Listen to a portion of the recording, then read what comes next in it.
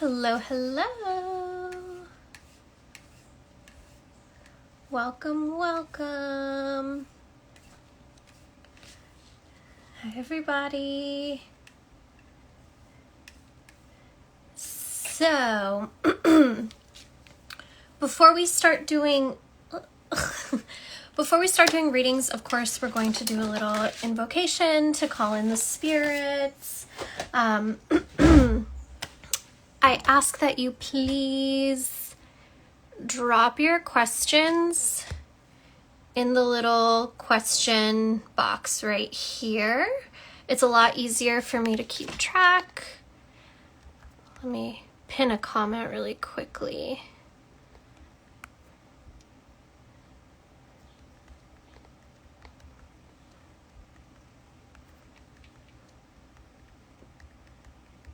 Linked in bio. Please put your questions in the question box.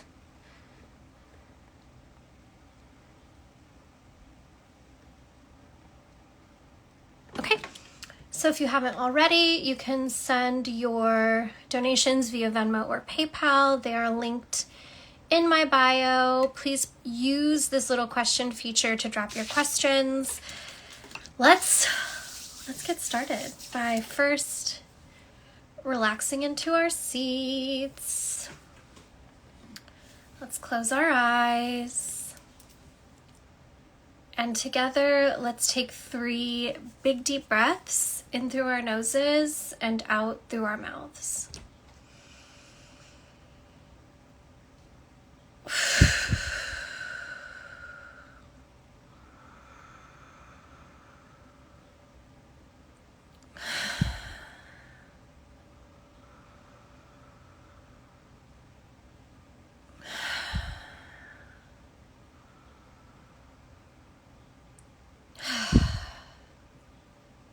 Good.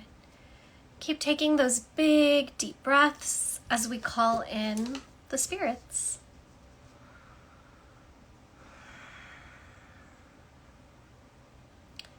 From the east, who connects us to our mental acuity, I call upon the element of air and the good medicine, blessings, and protection that come from the east.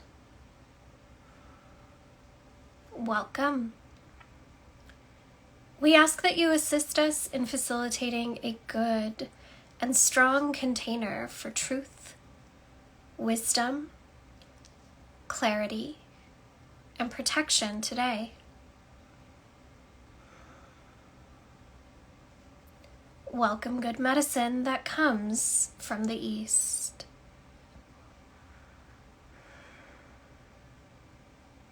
From the south, who connects us to our passion, creativity, sensuality, and sexuality, I call upon the element of fire and the good medicine, blessings, and protection that come from the south.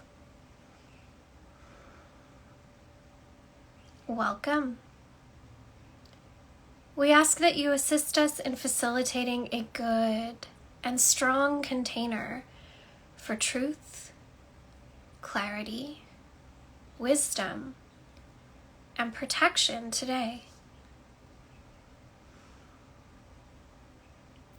Welcome good medicine that comes from the south.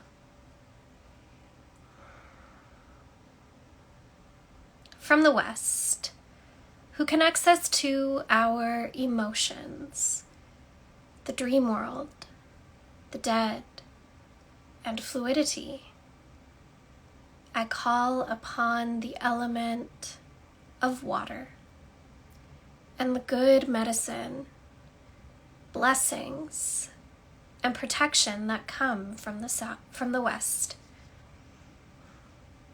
Welcome.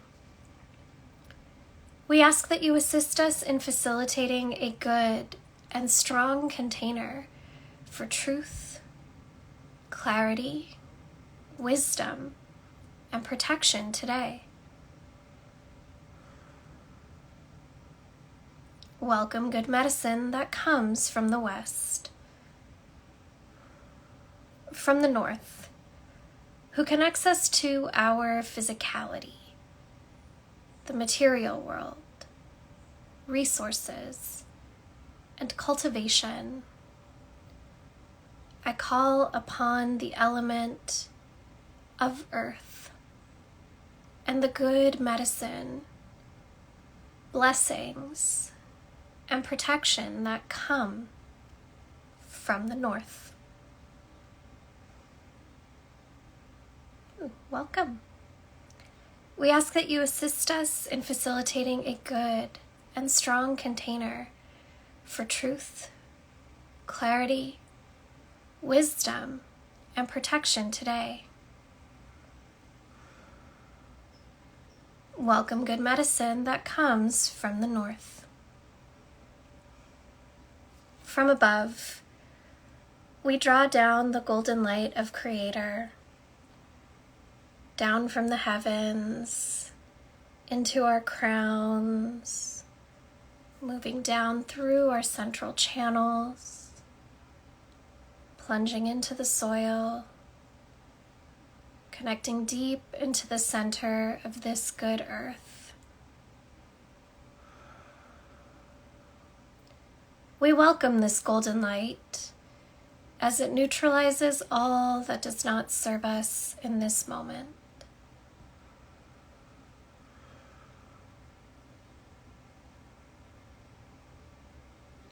We thank you, Creator, for your great dreaming and for our lives.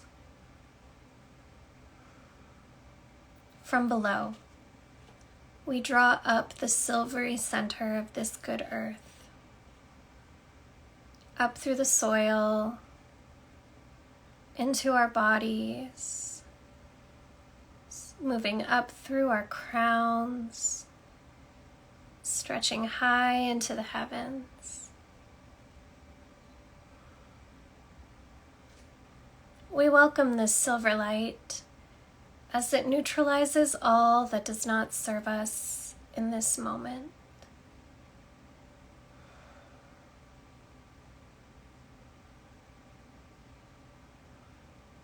We thank you, Great Above and Great Below. From the center, we rest our hands on our hearts. We breathe deeply into our bellies.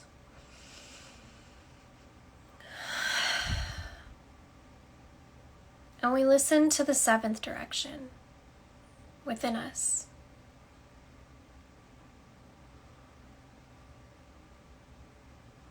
We thank ourselves for rising this morning, for meeting this day, its challenges, and its blessings.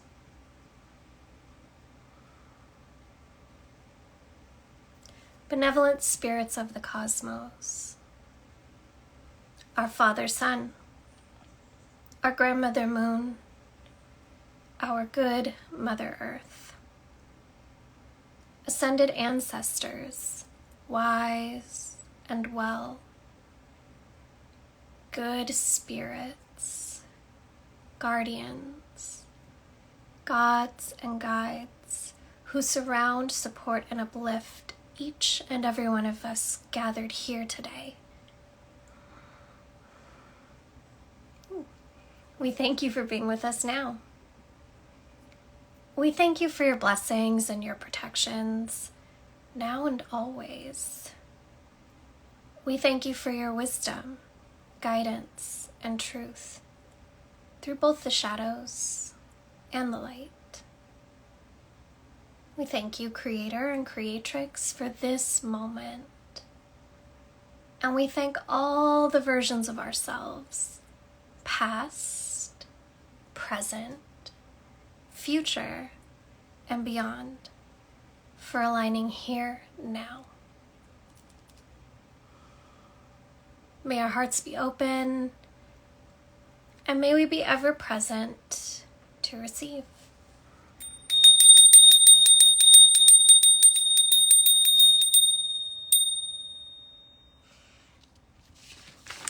Okay.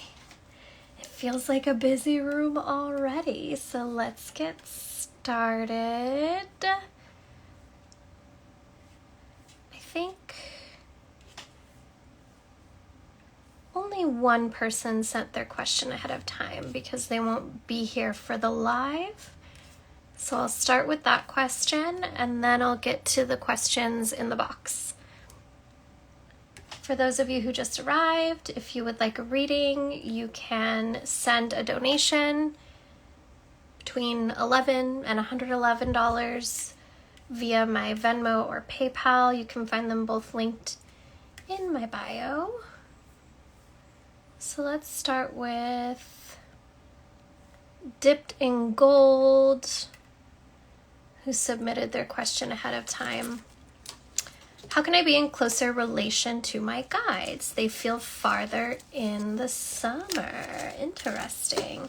I will say that during different seasons of the year, you'll notice certain spirits are more tangible and present than others. And it's not unusual for one to discover that, like, oh, during this time of year, I don't hear my guides as much, but I do hear my ancestors more. Or during this time of year, I don't hear my ancestors as much, but I hear my guides more. So it's certainly not strange to notice a fluctuation in their presence depending on the time of year.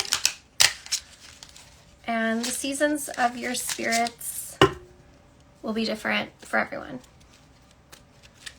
And there's actually a little ebook on my website called Psalms of the Season, and it helps you get in tune with the different seasons of your various spirits. That's it, cut the deck. Okay. So for you, Dipped in Gold, we're pulling from Offerings Oracle. Two cards on the bottom. Okay.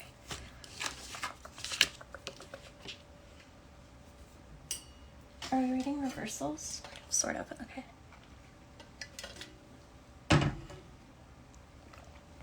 So for you, Dipped in Gold, I pulled Vision Quest, Devotion Reversed, and on the bottom we have Silence. And what I'm receiving from this is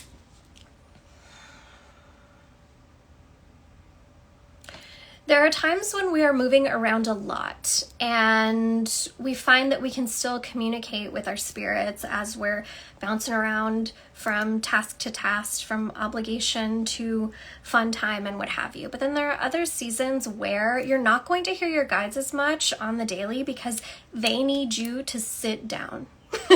They need you to sit down and intentionally check in, to clean up your altars, to refresh your offerings, to refresh your water glasses, to light new candles, and sit with them with intention in silence, which means, you know, you might have a little bit of music in the background if it's not too distracting, but it means we're not on our phone. We're not on our computer. The TV is not on in the background. We are dedicating this time directly to them. I think this is an important thing that your guides are encouraging you to do. And not only are they encouraging you to do it once or twice, but this devotion reversed is telling me that we are in need of reconnecting with our spiritual discipline. We're in need of creating and sticking to some sort of routine that brings us to the altar with regularity and consistency so that we are able to receive those messages that have been waiting for us at the altar, so that we are able to bring back that closeness and connection to our good guides who support us. The Vision Quest card is encouraging you to consider whether for you it's called meditation or trance journeying, but intentionally meeting your spirits in the spirit realm. Spirits are everywhere all the time, right? But there are certain things that we are able to receive from them when we go to the realm of spirit through our vision quest, through our trance journeying, that we perhaps can't receive in that time in the earthly realm. So that's something else that they're encouraging you to do. I would consider, if you're somebody who struggles with adding new routines into your life, what's something that you do regularly that you can attach sitting at your altar, cleaning up your altar, sitting quietly with your spirits too. For me, it's making coffee. I know I am going to wake up before the rest of my house and make myself a pot of coffee every single morning. And because of that, it's easiest for me to stick to a spiritual routine that's connected to making that pot of coffee. I pour the first cup for them. I set it at the altar. I greet my spirits. I say a little prayer. I offer them my petitions, and I sit quietly with them and just listen. So I want you to consider, what are the things that you already do every day that you know you have to do in order to get through your day, and how can you attach your spiritual routines, your spiritual discipline to that thing you're already doing. It definitely feels like this needs to become a habit. This needs to become regular, because you're moving too quickly and evidently not spending enough time just sitting with them in order to get the guidance, the support that you need. And when it comes to building routines with our good spirits, I always encourage folks, like, you need to give it at least a month before you decide whether or not it works for you. The analogy I like to use is, it's like a new skincare routine. Sometimes you start, using chemical exfoliants, and at first you break out really hard, but then you can either stop then, or if you keep going for another 4 weeks, you realize, like, oh, that was the purge. Now it's all cleared out and my skin is beautiful and glowing. Had I quit too soon, then I wouldn't have gotten the results that I'm looking for. So it's not so dissimilar when you are building new routines with your spirits. You might feel a little bit annoyed and frustrated with it in the first week or two, but I encourage you to stick it out before you decide it's not the right routine for you and change it up. Okay? All right, my dear. Thank you, Sabina. For folks who are just joining, you can submit your donations via Venmo or PayPal. They're both linked in my bio, and then you can drop your question in the little box right here. I'm going to start looking through the questions in the box. Starting with Carolina.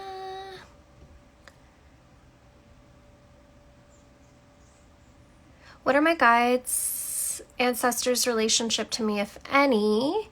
Any new guides, ancestors that want to be known or share their name? Okay, let's get into that. My many beverages.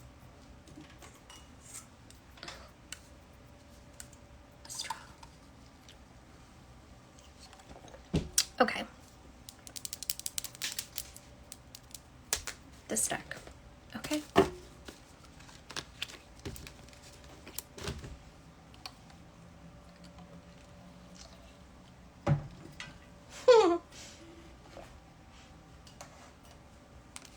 Carolina, I'm immediately hearing, like, you already know who we are. You already know who we are. And okay, during our time working together consistently, there were quite a few different guides that you met. And it feels like, rather than connecting with someone else, the spirits who are already at your altar, who you already started building relationship with, are asking you to reconnect, reinvest, and reinvest your time in them. Pull 2 cards. Are we reading reversals? No.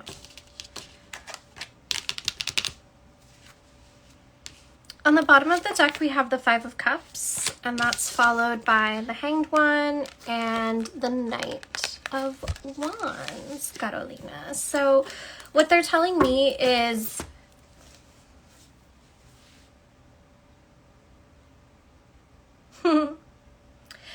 your guides are looking to support you through this season of grief.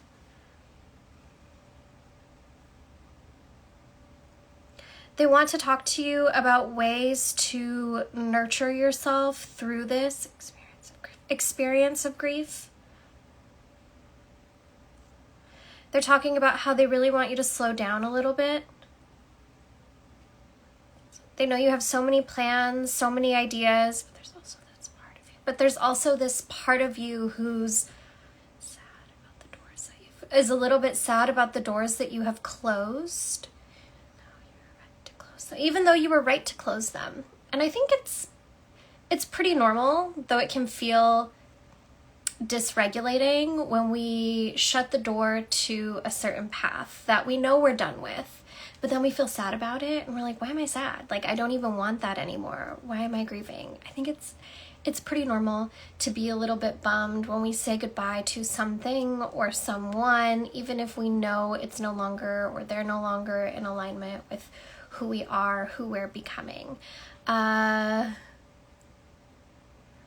Your guides are talking about how specifically a woman, this like high femme, I remember her. She has like long dark hair, and there's a lot of like red. And she carries like a little pistol on her thigh. She is here to help you feel that grief when you're ready. And when you're ready, transform it into something else. I think the other trap that sometimes we get stuck in is we're experiencing grief and we're like, I just want to turn it into something else right now. Like, I would rather not cry. I'd rather do something with this energy. But like, sometimes you just need to sit and cry. Sometimes you just need to sit and rage. Sometimes you just need to physically let the feeling out without hurting other people, without hurting yourself, before you are able to do anything with it. I sense kind of like a pressure cooker, and the pressure's building up, and we need to push the little button so it whistles all the steam out before we're able to look in and see like, okay, all of these ingredients have become something else now.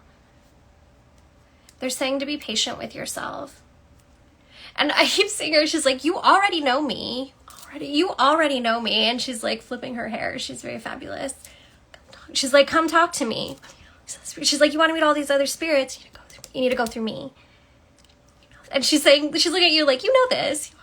You already know this. She's like, come find me. She's got a little bit of sass and I love her. Okay, let's see who's next.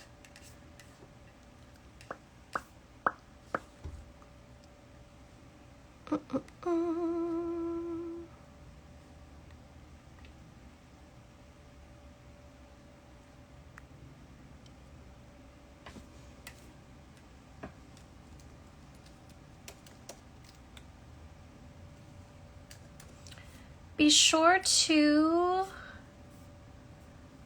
drop your Instagram handle in your notes. Okay, Lizette, I see you. Lizette,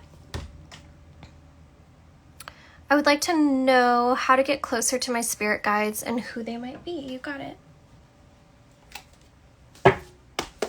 Okay.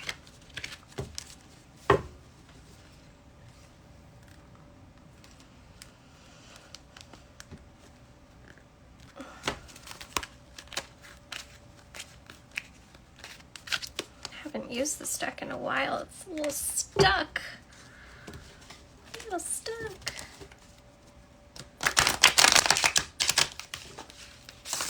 It's interesting. I used to use this deck for every reading. But lately I've been loving the Smith-Waite for some reason, which I've never really loved. Cut the deck. Okay.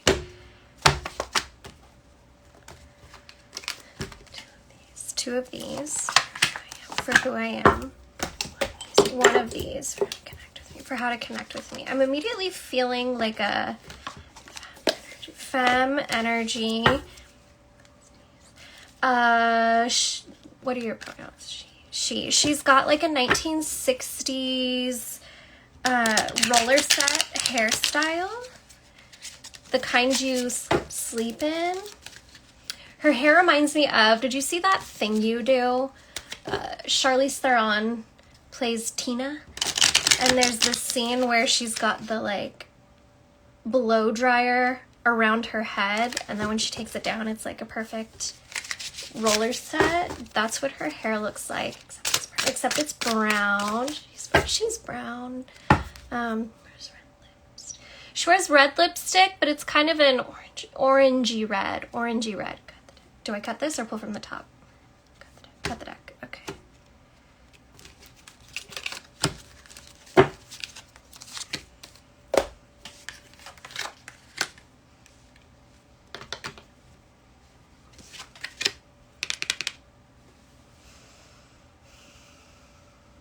Her name is,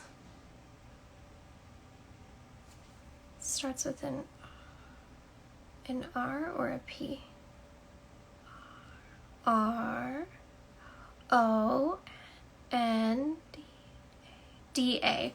Rhonda. Her name's Rhonda.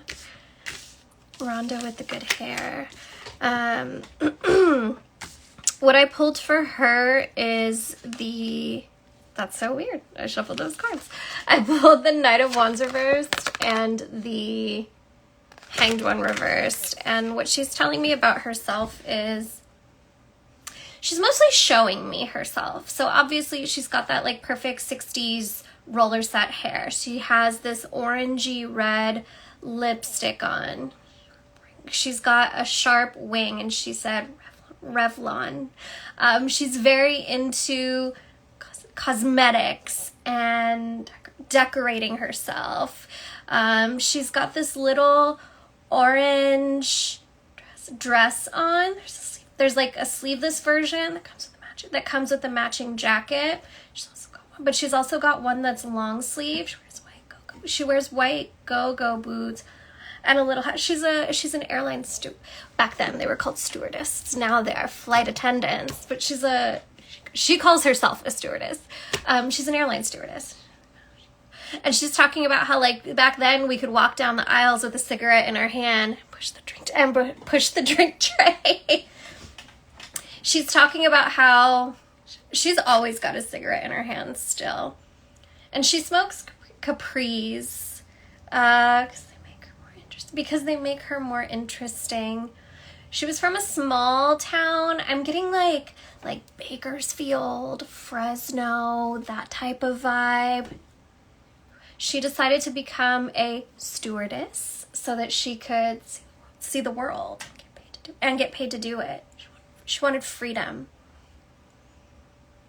Her parents are really scared of her doing that. She was first gen. Her parents immigrated here. And she was first gen. And it feels like her parents were agricultural workers.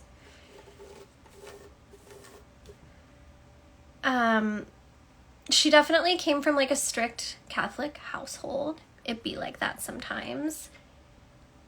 And she just wanted freedom. She wanted freedom. She loved her parents, but she needed more. She's here to help you with understanding what your passions are. What makes you excited? What drives you to discover the world around you? She's saying, you know what my biggest secret is? I was always a little bit afraid. But I did it anyway. Because I had to. I had to. And she's here to help you unearth what your dreams, what your desires are, so that she can help you pursue them.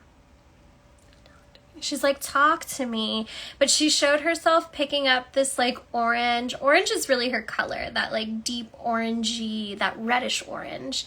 She picked up this like orange dial telephone, the like rotary dial telephone. That's what she had. And maybe like a symbol for that on your altar would be nice. If you don't have a literal orange rotary dial telephone, like printing a picture of one from the internet, drawing one and putting that on your Boveda or your spirit guide altar would be a good way to connect with her. And okay, this might feel silly at first, but I think personally it's really cute, like doing phone fingers to talk to her. There's something about when we do, whether it's hand signals or sitting in the same space or lighting the same scent every time, when we're trying to build relationship with our spirits, and we do the same thing over and over again every time, it's that like Pavlovian effect where it gets us in the mindset to communicate with our good spirits. And it feels like this is your magic tool. Picking up the phone and talking to her. Yes, she likes that a lot. Okay. That's it. Okay. Thank you, Rhonda. Thank you, Lisette. She's cute. Okay, who's next? Do I even put these away or should I leave them out?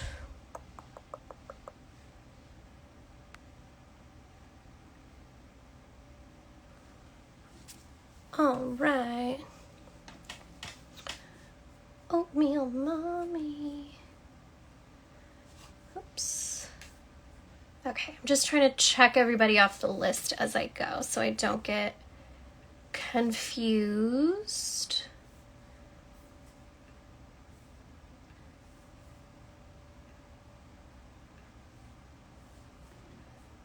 Where does that go? I just saw her there.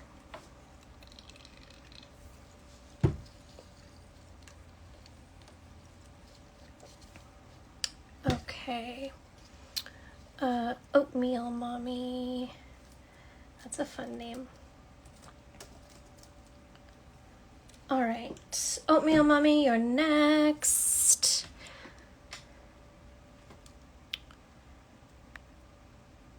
I would love to receive guidance for this stage of my life, though I'm also interested to learn more about my guides and how to connect with them. Thank you so much.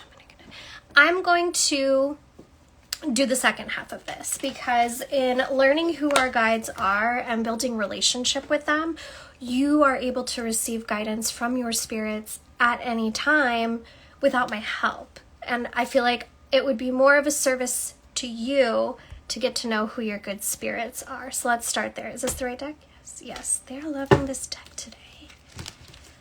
It's toasty in here. Okay. It always gets really hot when I do group events because like everybody's spirits are all in the room with me. It's warm. It's like being on the subway. All right, so I see two guides coming through for you. One is speaking. So we're going to focus on them first. Oh, they're like, you're going to focus on me only. Understood.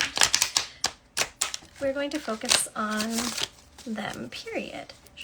Shuffle it again. Okay.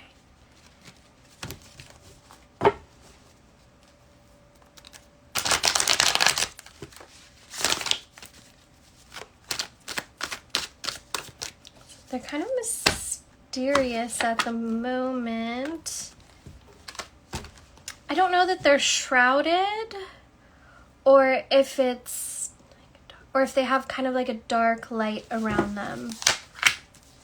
I know that sounds like an oxymoron, like a dark light, but some spirits are shrouded in light that looks gray. Some spirits are shrouded in light that looks navy or black, and I think it's neat.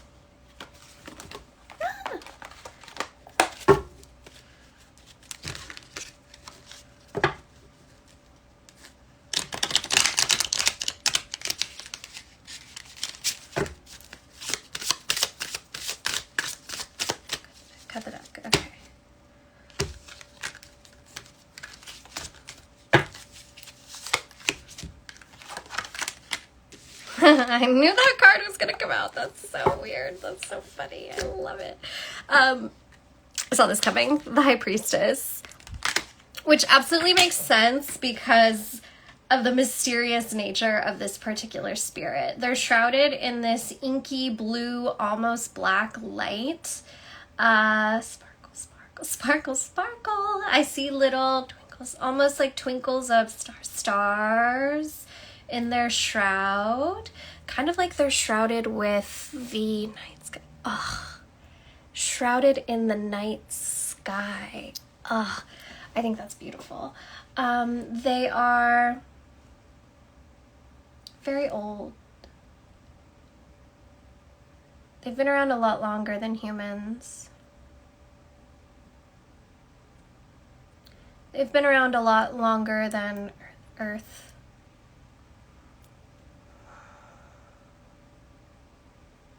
They communicate primarily telepathically, sending you images, songs, sounds.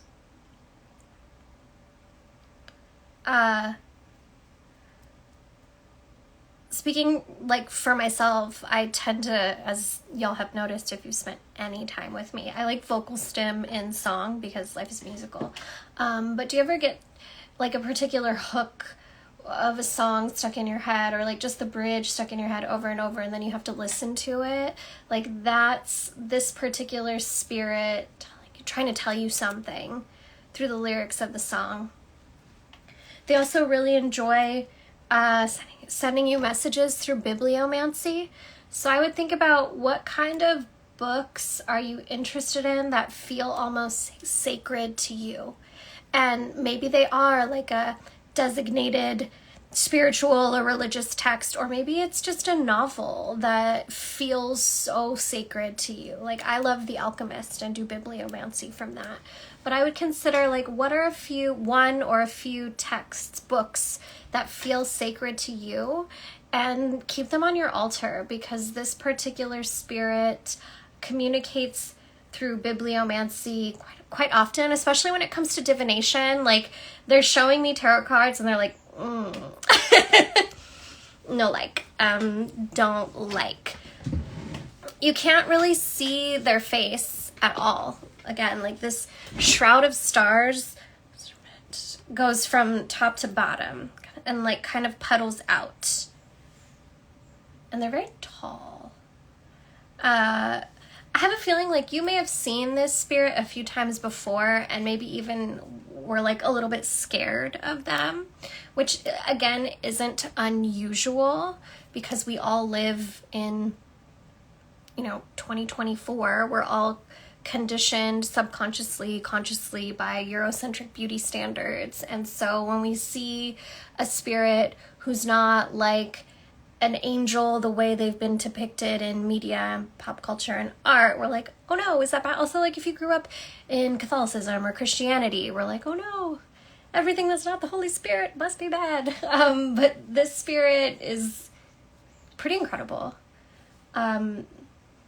Extremely wise, very patient, kind of slow in communication. And I think part of it is because they're translating their words so that you understand what they're talking about. I asked for a name and they're like, you won't get it. But the name they offered for you to use for now is Stellium, which I think is cute because they look like they're made of stars. They're made of the night sky.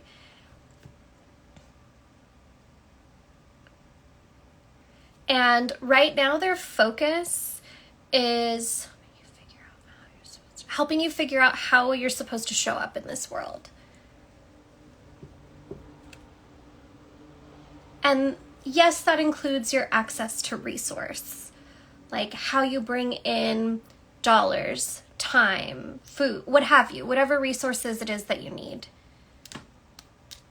They want you to feel not just adequately resourced, but comfortably resourced, but in a way that is authentic and in alignment with who you are, in a way that doesn't compromise your values. I think it's a good time to sit down with them and really like hammer out, make your own personal doctrine, which can be fluid, of course. But what are your ethics of living? What is resting at the center of your moral compass? You might already intuitively know, but I think there's something to this relationship and figuring out next steps in your path that starts with this exercise of writing these things down. Okay, I'm going to flip over the card from Offerings Oracle.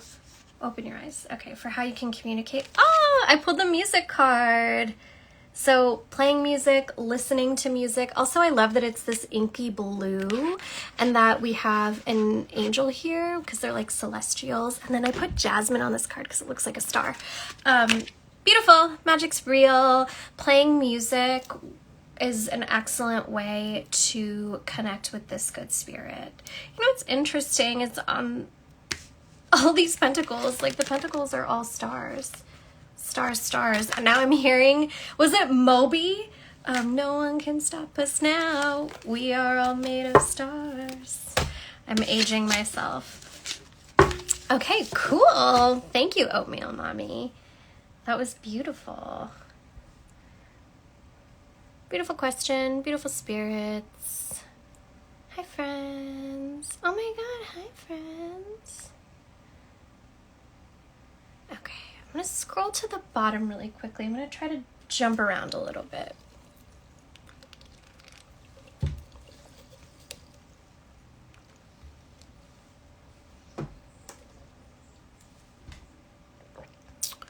Okay.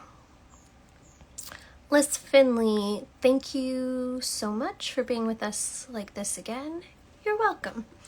I have a question for my guides, Lana and Robert. I'm focusing on building relationships with them and have often found myself wondering how long they've been with me and why they've chosen to guide me. That's so cute. I love that question. Okay, let's get into it.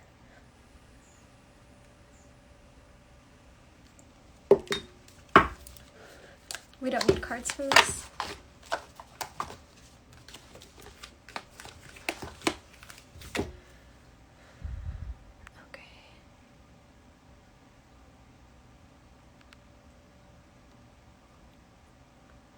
Be sure to drop your questions in the question box down here because I lose track of the chat.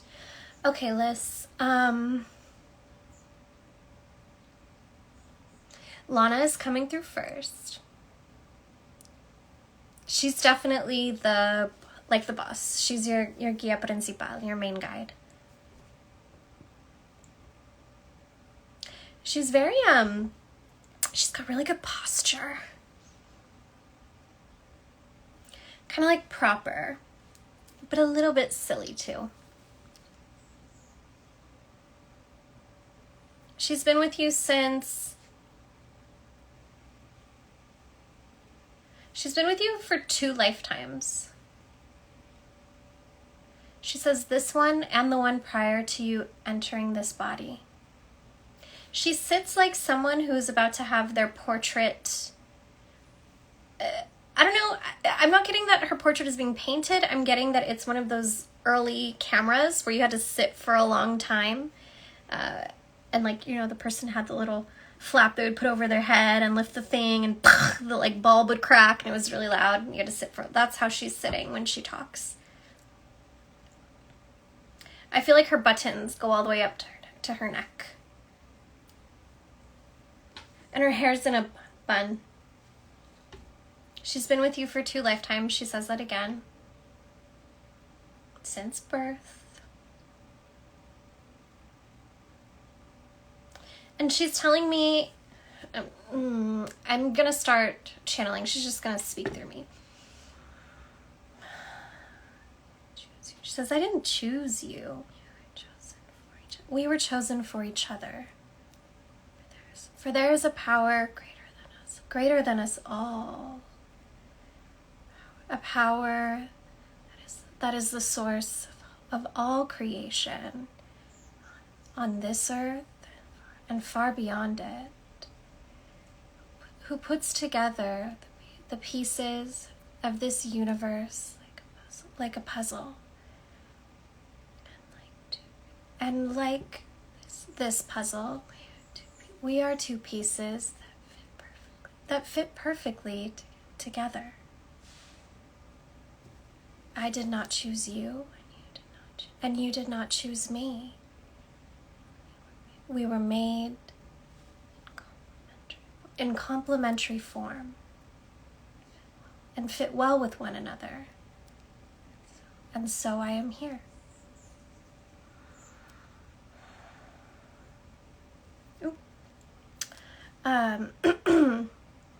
Robert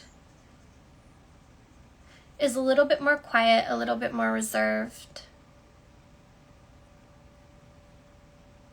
He came to your altar later in this life, it feels.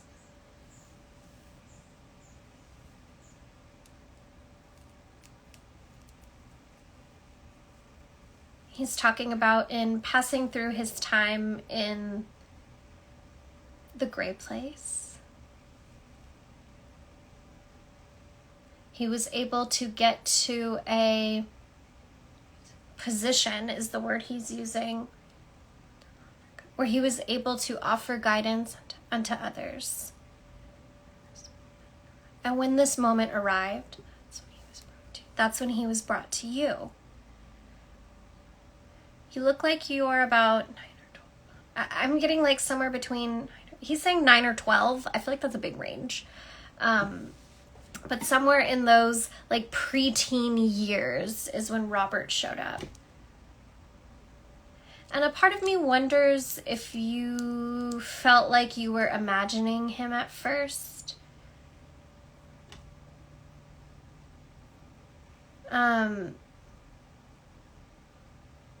Robert's a little bit more protective. Feels more like a guardian. Whereas Lana is here to give you advice. And that's it. Okay, that's it. Thank you. Okay.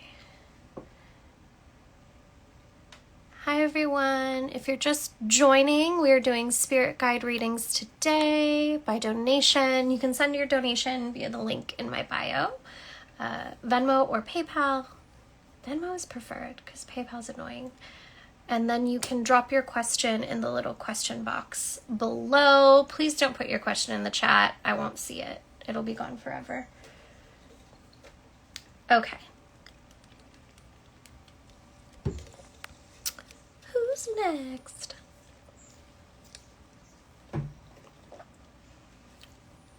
Kim Barrera. I think there's more than one Kim here today, so.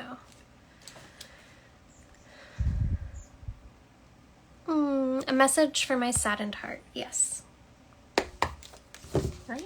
We're using Offerings Oracle again.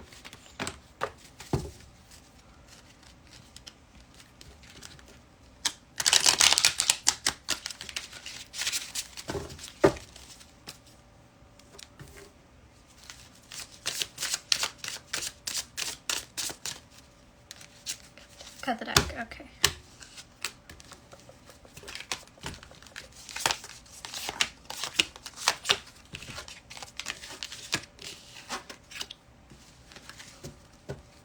Am I reading reversals? No. I think this is nice, Kim. So I pulled Conversation, Ceremony, and Devotion. And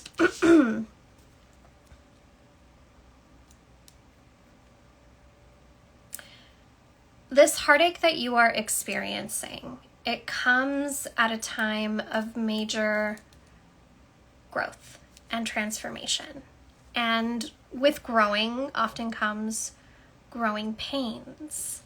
What you've come to understand about the situation, about the other person, is, yes, disappointing, but it's also a rite of passage for you.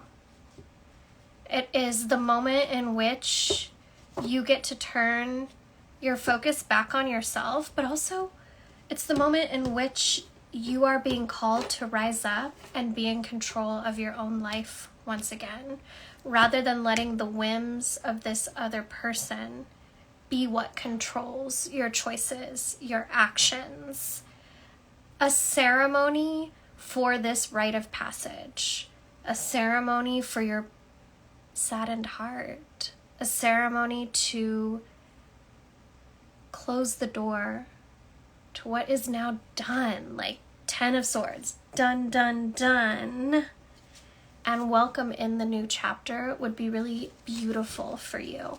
Lighting a candle, buying yourself some flowers, perhaps writing a letter about all the things that you're carrying in your heart and not sending it, but lighting it on fire or ripping it up and throwing it away, but just getting it out and releasing it so that you are welcoming in what's next. We're putting the past on that page and releasing it so that we can open the door to what's next. Whether you realize it or not, this is a major moment in you, like growing into your adulthood. And naturally, it's going to feel a little bit uncomfy, but I do see that by honoring this big change with some sort of ceremony or celebration even, you are supporting yourself emotionally and spiritually through this big change. I also feel like it would be helpful for you to continue chatting with your higher power, yes, but also your guides about, okay, well, what's next? I've done this. What do I do next that's in service to myself? Rather than what do I do next in service to how I feel about that person, okay?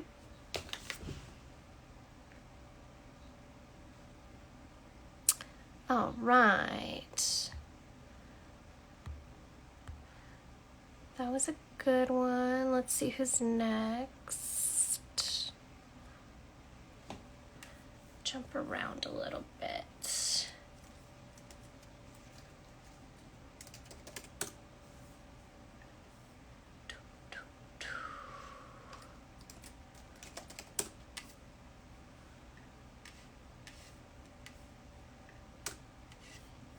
Hope, you're here too?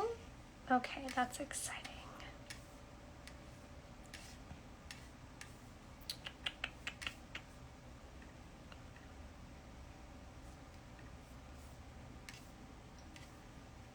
Sorry, y'all.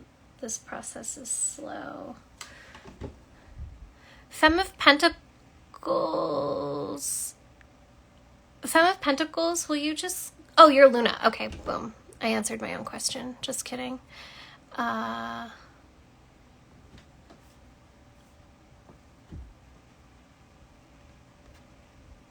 but do you have a question? When you have a moment, Femme of Pentacles, will you drop what your quiz in the question? Your donation. Thank you. Okay, I'm going to skip you just for now. Soledad. I'm looking to learn more about my spirit guides. Let me mark you. I'm looking to learn more about my spirit guides. They often visit me in dreams, but their presence still feels cloudy at times, looking for a way to strengthen my connection. Yeah, let's do that. Let's start with introducing me. One of your guides was immediately like, let's start with introducing me. Okay.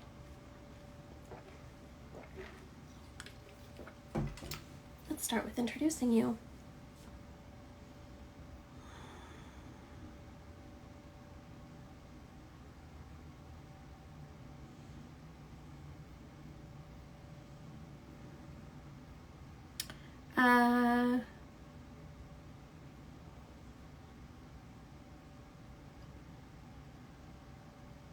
Which one of you is in charge? Me. Okay. This spirit is kind of like ageless. Often I look at someone's spirits and I can kind of place where they are age-wise, but this spirit is very ageless. Their skin looks like the sun. They wear golden veil, golden robes, and I see their face is pointed to the sun. And this point on their face like receives from the sun, receives from the sun.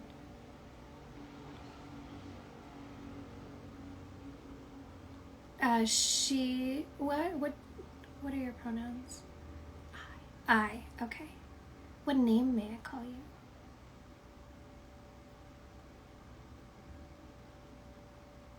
The spirit asks to be called Queen of the Sun.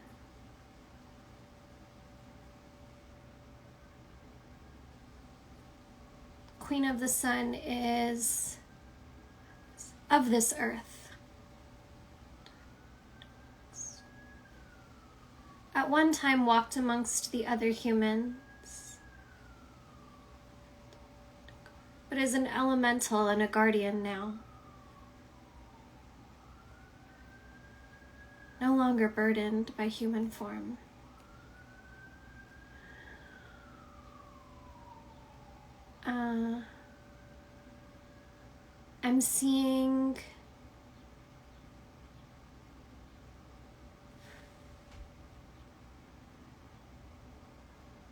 I'm seeing Queen of the Sun walked among humans during some sort of, it's giving like South American, some sort, or maybe in Central, no, South American. She's like, that's not America. Queen's like, that's not America. I know. The continent currently known as South America, it's the time where Queen walked. I'm seeing a violent revolution. And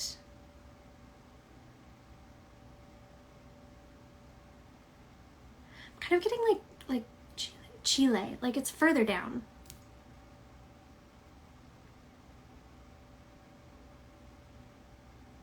Queen died at the hands of this violence, but not in vain.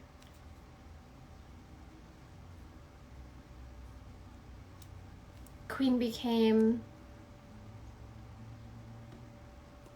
a land ancestor, larger than life.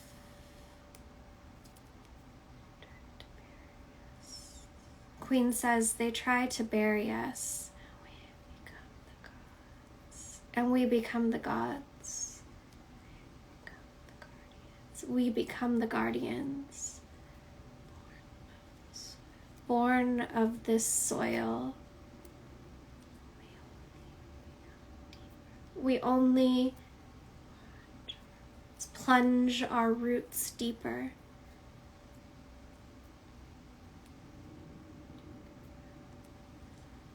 As our blood soaked into the soil, so we rose, larger than life, protectors of the next, ushers of the future generations, leading the way through for a world whole once again. And I, Queen, come to you, my namesake, soul, to guide, to guard, to encourage, to inspire, to remind you that you are of the soil too. And I did not carve this path for you to be too hesitant to walk it. So follow me, or better yet, allow me to follow you. And you follow your inspiration, your heart.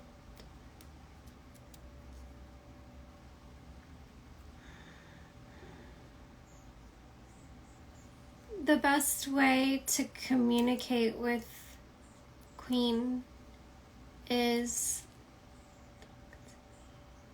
Queen says, talk to me. Talk to me. It feels like you are clairaudient, whether you realize it or not. And Queen's voice echoes in your ears.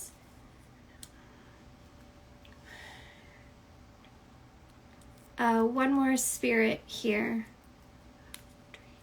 of dreams. They're kind of like I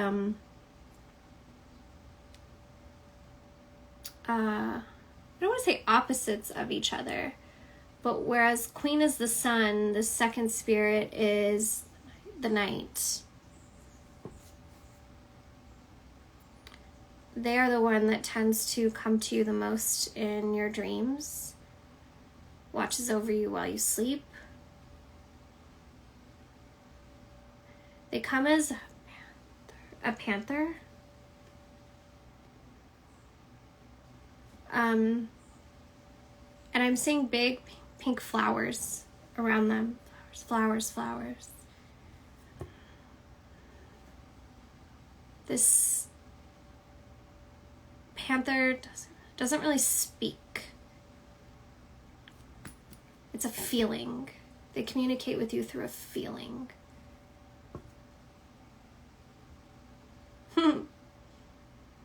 They're definitely your like guardian for sure, because they don't want to say too much. Queen says we don't want to say too much in a public forum. I understand that. And Queen says, you may call on us when you rise and as you are drifting off to sleep. Ooh, and then they like disappeared in like smoke.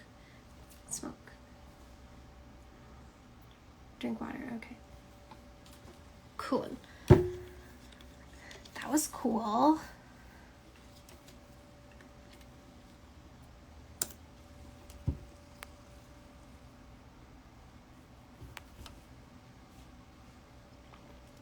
Who's next?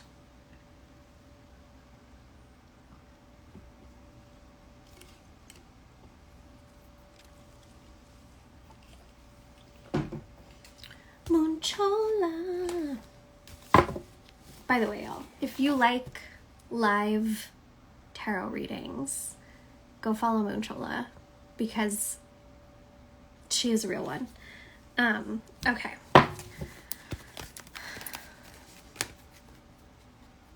Is this the right deck? No. Okay. This one and this one. Okay.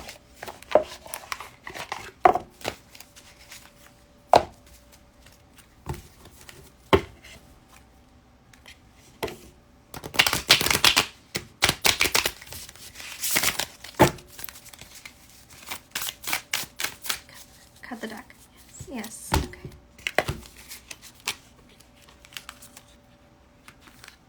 Is this one important or just a bad flip? Bad flip. Okay.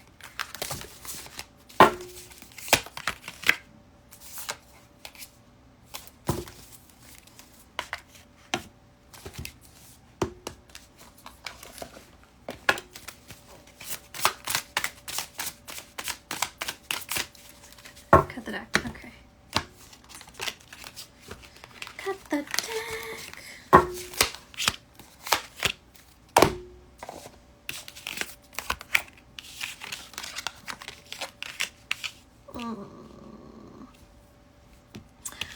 So the first two cards I pulled for you are from Offerings Oracle, and I pulled Hearth and Trust.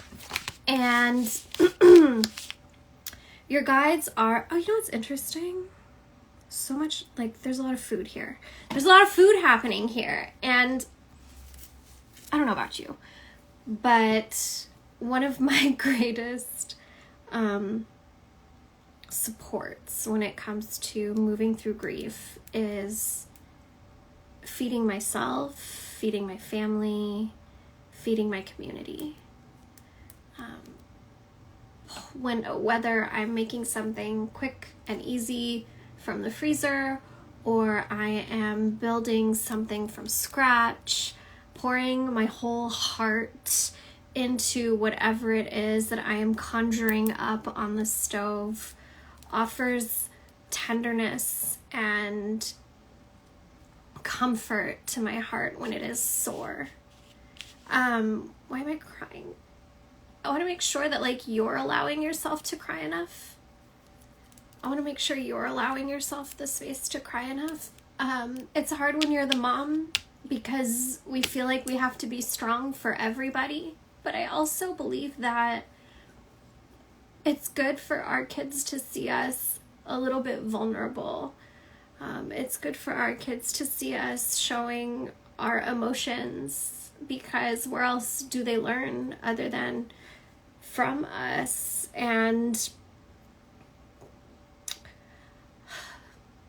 something your spirits are emphasizing is, like, crying is doing enough about it. Crying is doing enough about it. There's no timeline on this grief. There's only continuing to be gentle with yourself through it and trusting in your good spirits that the moment will arise when you are feeling excited once again. I'm also sensing, like, yarrow, other, like, sunny plants would be really supportive for you right now. Yarrow, chamomile maybe, but plants that carry the energy of that, like, vibrant yellow warm sun. What I think is interesting is the spirits had me pull, oh, you know what else might be nice for you? Cacao can be helpful with grief, but just be prepared to cry it out if you decide to commune with cacao. Lemon balm, hawthorn berry, those might all be very supportive. And making them into baths or teas on the stove, spending time in the kitchen doing these things, I think is an important part of the process of supporting that sadness in your heart. But what I think is interesting is the spirits had me pull, in addition to those two cards from Offerings Oracle, a card from the Green Gold Oracle. And I pulled garlic, and there's garlic on this hearth card as well. And I'm just curious what Star has to say about garlic, because I think Star is brilliant. I will also say, Star has a tincture on Botanica Cimarron called Songbird Moods. That's been really supportive for me lately. There's also another one. It's like a heart center, and it's about helping with that grief that we store in our heart. And it's been really, really helpful for me. Okay. Oh, this is funny. Garlic, the wizard granny, associated with the root and Uranus. I am essential and revolutionarily so. I make worlds turn with my wisdom, sometimes to the rejection of norms, and often without fanfare. When I take root, there isn't space for much else to take hold. A balance of harmonious elements and desires creates a state of grace. Carry less and test your potency. Become essential in your will, words, deeds, and movements. It does feel like garlic is a really important ally for you right now, and it's kind of like a hot thing. Garlic is hot. So perhaps engaging with more warm herbs, warm foods. I know it's 100 million degrees right now, but I mean, who doesn't love a little sopita in the summer? Sending you lots of love. Okay, who's next?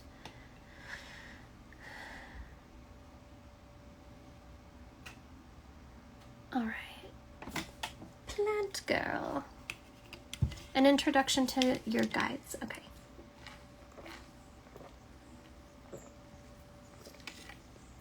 So we all have many different guides who do many different things. I'm going to introduce you to one of them today, the one who feels like they are most supportive of whatever it is you're working on and going through in this current season of your life. I'm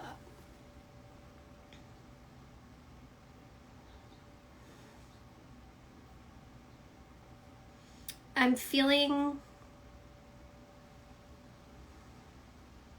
like a lot of like strength in the chest, like muscles. Yeah, like very strong spirit.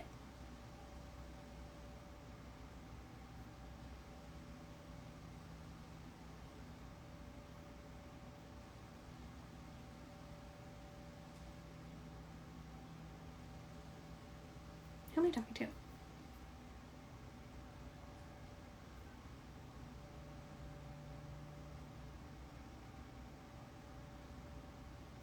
Okay. Whoa, I saw.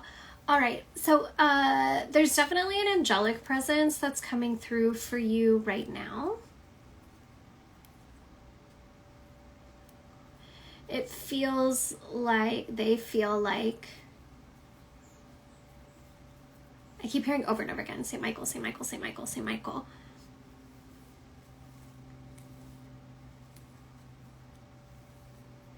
It feels like St. Michael is here to help you to clear away distracting influences in your life. Those things that keep your attention but don't support you. Those things that keep your attention but also keep you from fulfilling your potential.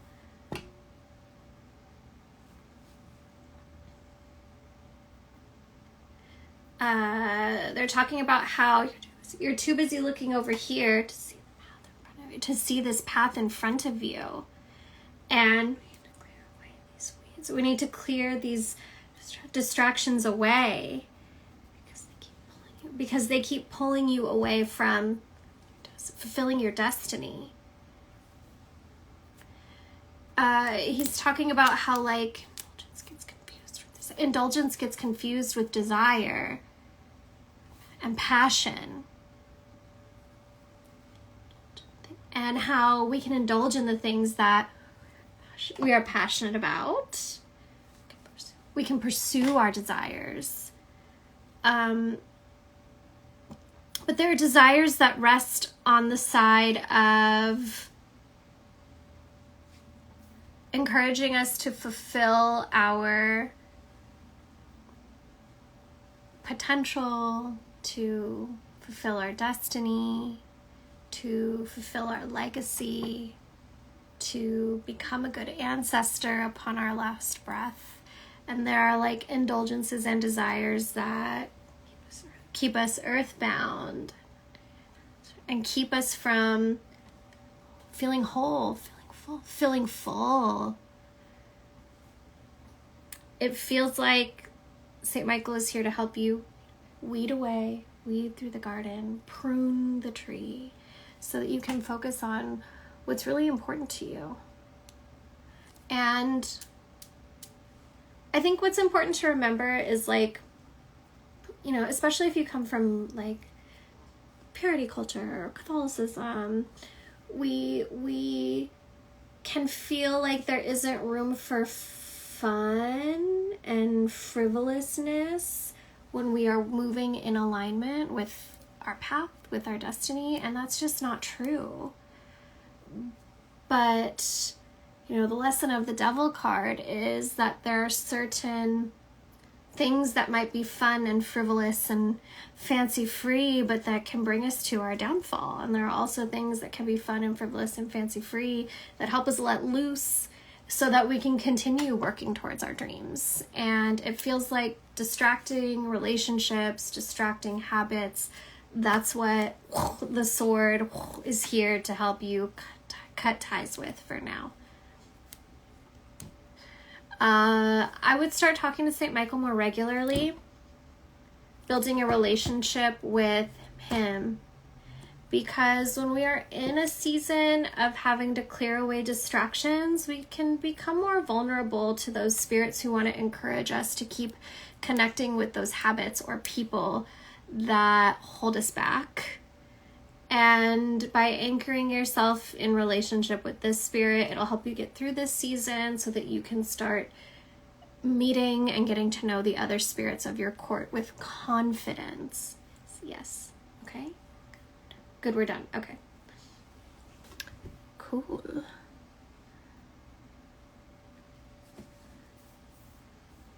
Thank you, plant girl. I see you. Phew. Who's next? I'm just going out of order because I feel like Instagram is organizing them out of order anyway. Okay, Miss Kim, you're up. Blue dragonfly.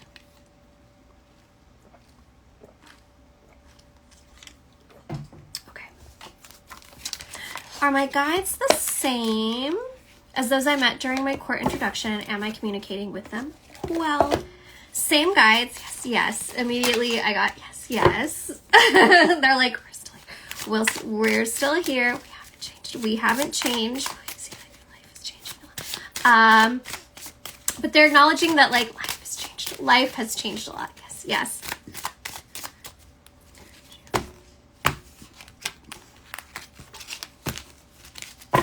They want to encourage you. Got it. To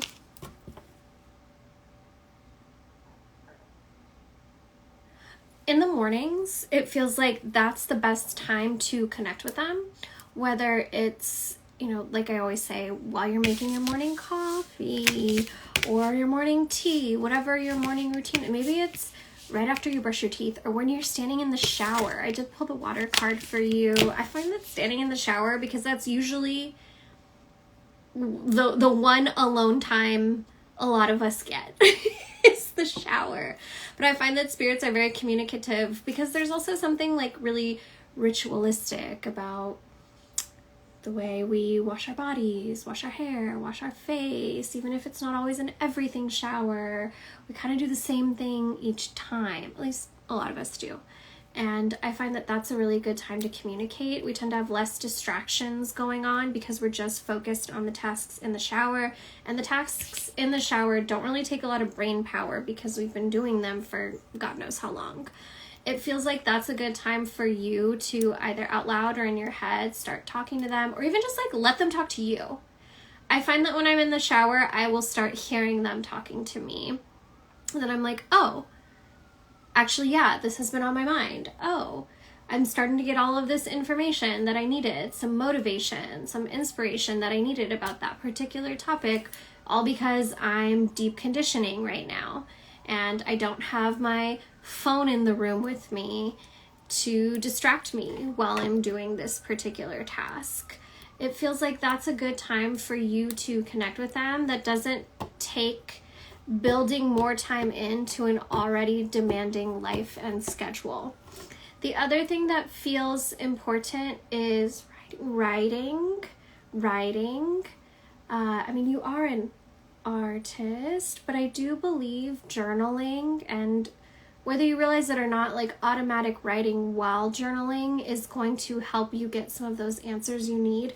TBH, more than like divination might at this point. Writing down, these are the things that are on my mind that I need help with. And just seeing what starts to pour out of you, even if it doesn't necessarily make sense in the morning. I would dedicate a notebook to this practice, to communicating with your spirit guides, because it does feel like there's this backlog of information that they've been trying to share with you, but has been struggling to come through. And it's not through any fault of your own. I just think you know, we change, life changes, and the things that worked for us at one point might not work for us at a different point in our lives, and that's really normal and okay. But it does feel like journaling and just listening, being receptive while you are in the shower are two really good ways to get more communication going with your good spirits that you already know, that you're already in relationship with.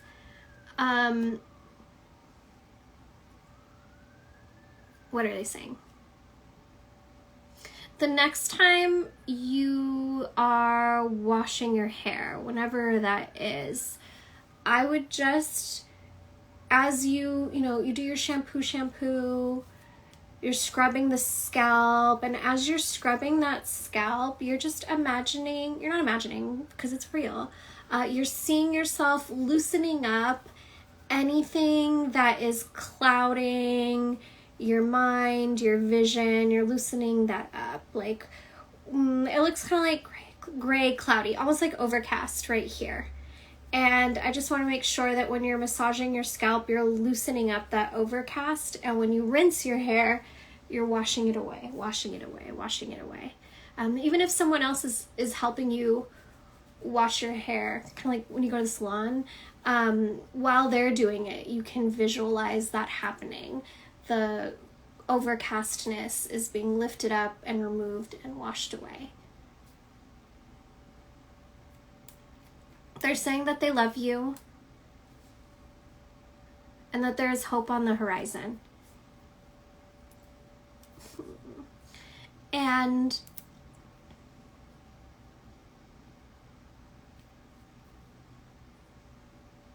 they're talking about the importance of your art and not letting go of that.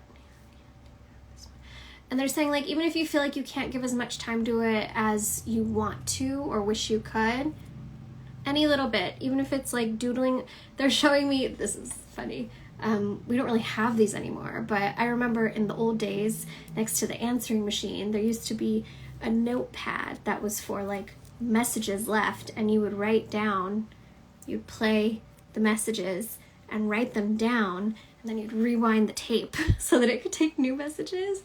But I remember my mom would doodle on the corners of that little notebook, and like that's what I'm getting for you. Like, it doesn't have to be this big grand thing, but even if it's just doodling in the corners of something you're already working on, that's still feeding that part of you that needs to be expressed. That's it. Okay, that's it. Thank you, Miss Kim.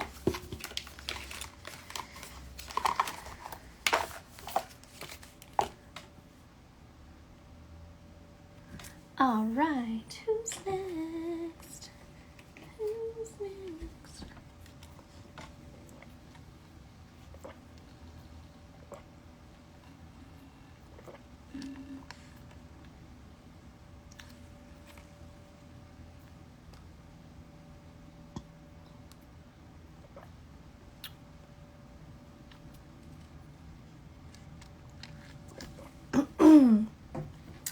Death Alchemist would love to connect more with the land spirits that guide me, but I'm open to learning more about whoever wants to come through. What would they like me to know? Love. Ooh, I see them. I feel them. They are big. They're big spirits.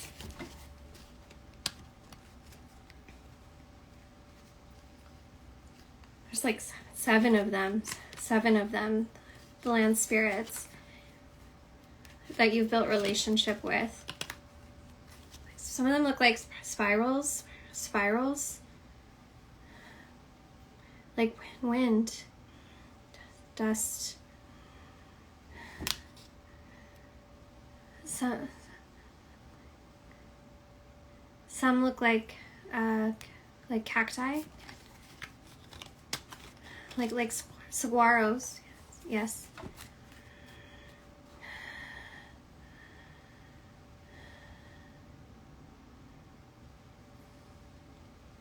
There's one in front of me who looks like a shadow.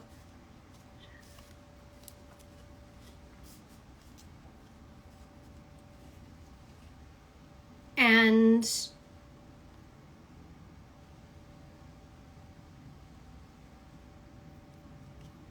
oh, why do I feel like crying? What pronouns? I don't have any. What name may I call you, sir? Sir. Okay. Sir is like a shadow, like the dark side of a boulder.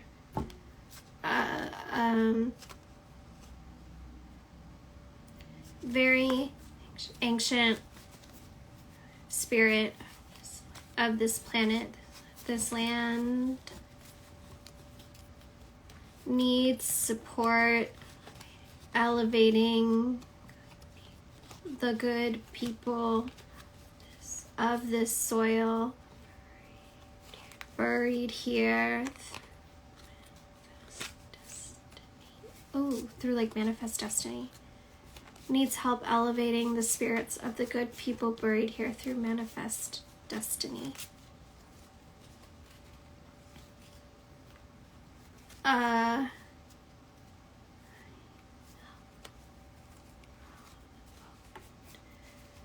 Sir helps row the boat to the afterlife. Too many died too quickly. Still catching up. Still catching up. Needs support. Help elevate, please. Adriana, good heart. Good offerings.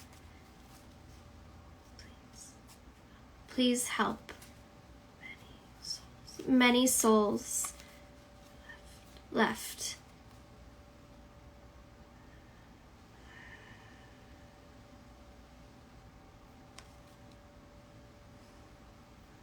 Gone. Ooh, that made me a little nauseous.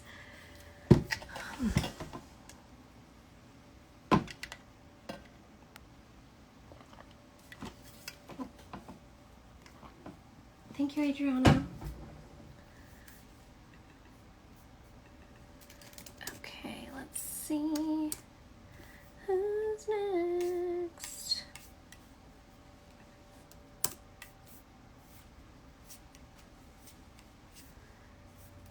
Got this person, got this person. Okay.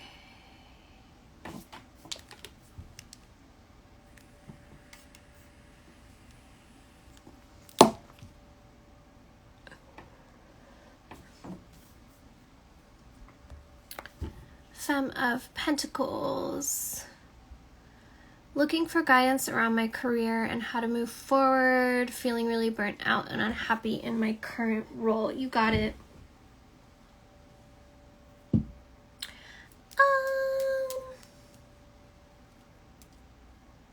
It feels like what's coming through from your guides isn't so much going to be practical advice, but more mystical advice. With a splash of practical thrown in there. They want you to begin by making the environment you're currently working in more tolerable, so that while as long as you are there, you don't feel as miserable as you do right now. You don't feel as miserable as you do right now. Making sure that you are energetically cleansing yourself before you go in and after you clock out.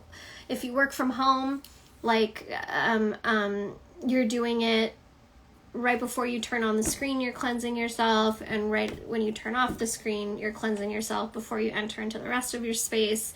If you work away from the home, then I like to do a little cleansing exercise in my car, whether it's visualizing that white light coming down and clearing and cleansing the office space. And then when I get in the car, I'm doing that again before I get to my house.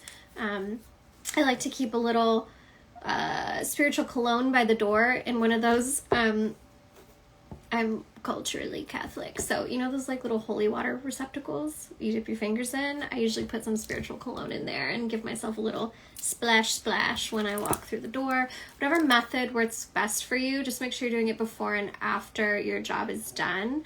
It might also be helpful to put it feels like a co-worker. There's someone in particular, not necessarily your boss, but maybe they think they're your boss, is on a little bit of an ego trip and is making the environment not only miserable for you, but for others too, is what I'm getting from your guide. And it would be helpful to put this person in your shoe. Shoe magic. You shoe petitions, shoe papers, you take a piece of, I was taught brown paper bag, but I've also used like paper from work. Like when I was working in a showroom, I would use the yellow carbon copies from our purchase orders to do it. And I just felt like that was a little extra sprinkle of magic because it came from my place of business. But writing the person's name in pencil without picking up your pencil from the page, and writing your name on top in black ink without picking up your pen from the page, you're going to put that in the shoe of your dominant foot with the names touching the bottom of the foot, and you're going to walk on that all day. This doesn't cause harm to that person, but it keeps them from being like all up in your business, having an emotional and energetic effect on you. The next thing they're talking about is your guides want you to sit with them and start telling them like, well, what is it that you want? If you want to be somewhere else, what is it that you're thinking? What kind of environment do you want to be in? What kind of field do you want to be in? If you know, what do you want it to feel like when you show up at work every day? What do you want to feel like when you're home? How much time off do you want to have access to? How much money do you need to make? Start writing all of this stuff down and like let yourself go. Like maybe it's going to end up being a longer list than you realize, and that's okay. Something that the spirits have been emphasizing a lot lately is like, it's tough out there. It's tough out there, even for them. And like as above, so below. If we're struggling here, there's some sort of struggle in the realms of the spirits as well that they are fighting against. So, you might not get every single thing on that list, but they're going to do their best to get as much of it for you as possible. But our good spirits desire our enthusiastic consent in all things. And by writing this list and leaving it at your altar, asking them out loud for help, finding what it is that you want, they will begin to show you the actionable steps that you can take in the earthly realm to start bringing yourself closer to those employment opportunities that feel good and right for you. It might be helpful to light like one of the big candles, a 7-day candle. Whenever you're hanging out around your house, you put that 7-day candle on top of your list of things that you desire from a job opportunity, and you're lighting it and just reaffirming that you need their help. You want the clarity to see the opportunities they're showing you, the courage to act upon the opportunities that they're showing you so that you can get closer to a job that feels good and right for you. But like I said, in the meantime, take those steps that they suggested to just make where you are feel not as bad until whenever it is that you're able to find what the next thing is for you. That's it. Okay, that's it. Thank you, Femme of Pentacles. Okay. Femme of Pentacles, you sent me something on the PayPal. I recall. Okay, who's next?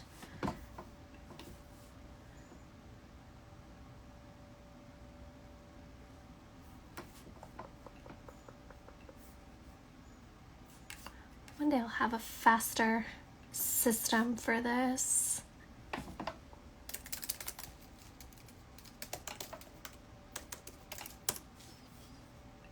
Okay, past life witch. I would just like confirmation, affirmation of my spirit guides for sure. Now, the guides that come through for me might not be the ones that you talk to regularly. We all have a few guides in our courts. I don't need these cards. I keep touching them, but I don't need them.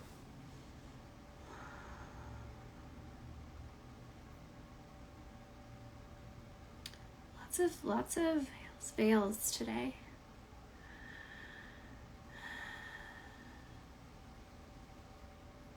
I'm seeing a woman. She also comes with a man next to her. Siblings.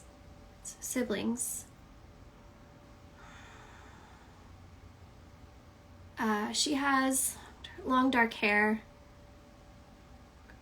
draped in green.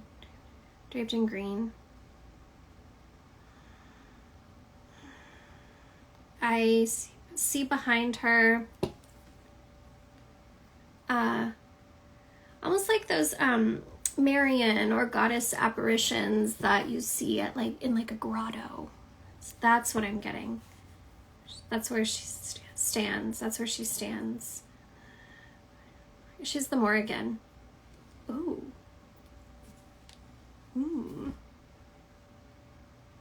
And she's one of your guides.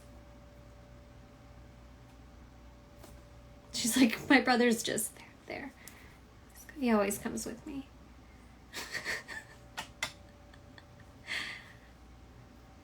And over here, older woman, elder, gray, skin touched by the sun and by time. Her hands are very soft with age, but you can tell they are hands that know how to do things. She's giving like Stregonona, like the magic of the pot, the food that we eat, how it can transform us. Magic through the belly. She's giving me this. Gabagool. Magic through the belly. She's like, keep you full, keep you focused. Keep you full, keep you focused.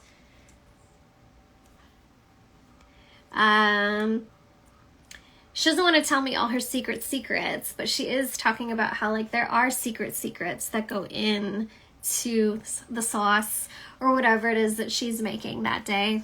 The bread, whatever it is. I tried to ask her name and she was like, you may call me Nana. That's it for now. Okay. Oh, those are the two guides that came through for you. Ooh. The magic of the belly. I love it. Thank you, Past Life Witch. Okay, who's next? Cemetery. Okay, yeah, I saw that.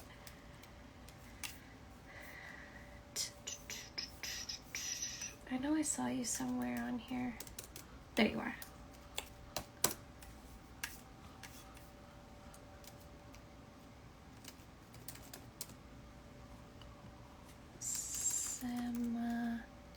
Seta Mary. Oh my gosh, it's you, Seta. LOL. I was reading your name wrong. I was reading it as cemetery. It's Seta. Okay.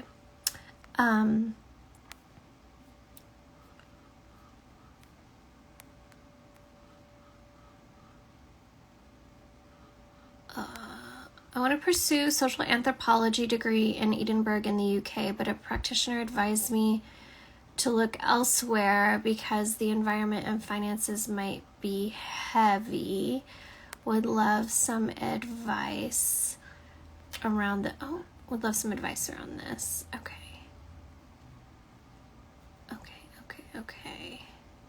Wait, I think I saw you in here.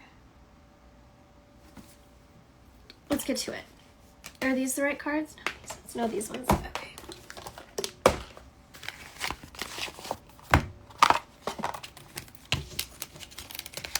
I keep hearing Scotland. Scotland. Do they have that program at any of the universities in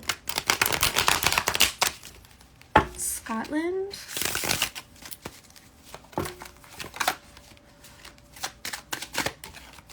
just curious.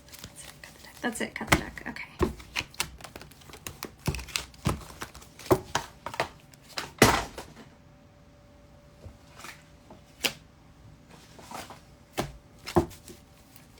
Feel the deck. Too many cards. Not enough desk.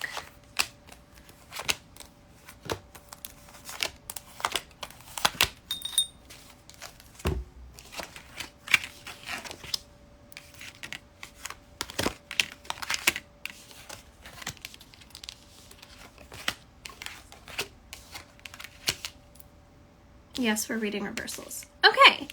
Okay. Yes, the weather might not be your ideal. Edinburgh is in Scotland, LOL. Okay, I went to Catholic school. We didn't have geography.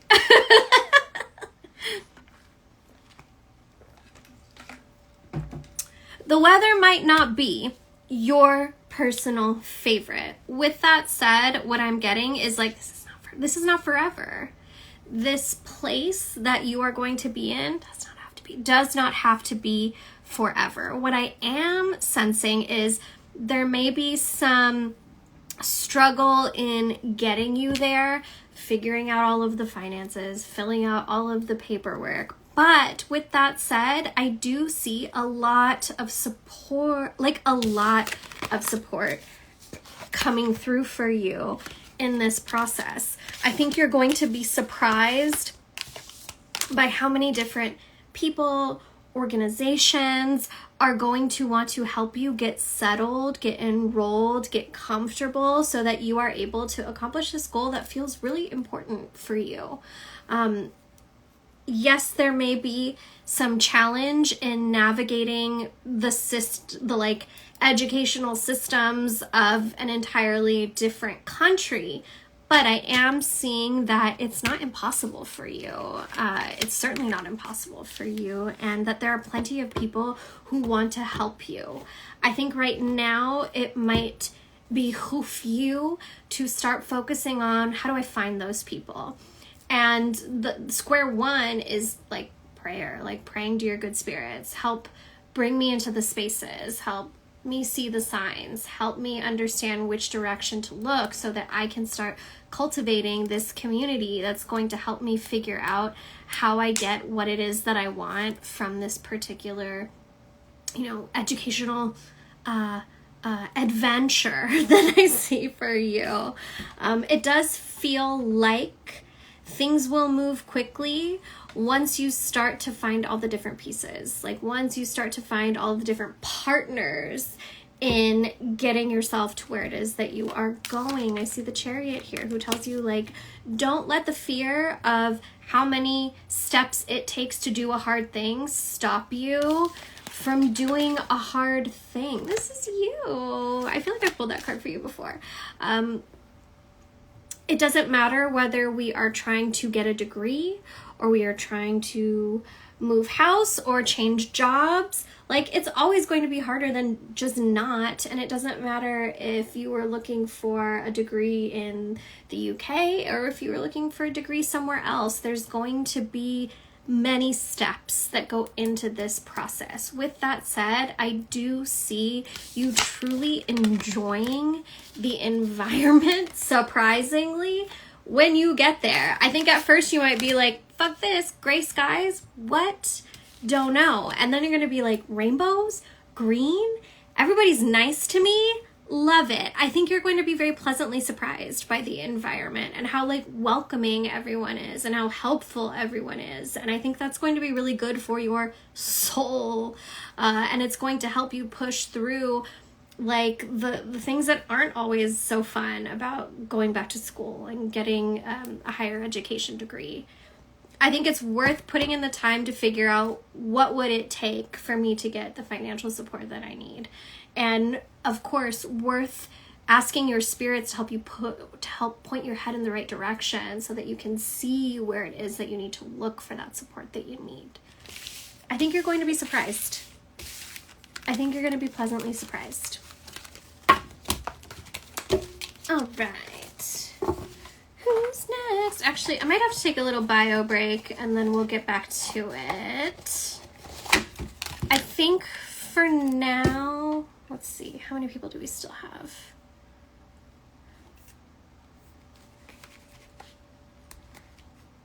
I think for now it might be good. Hold on a second. I just want to count how many people we still have. 1, 2, 3, 4, 5, 6, 7, 8, 9, 10, 11, 12, 13, 14, 15, 16, 17, 18, 19, 20. Okay, I think it might be good to like cut off donations at this time.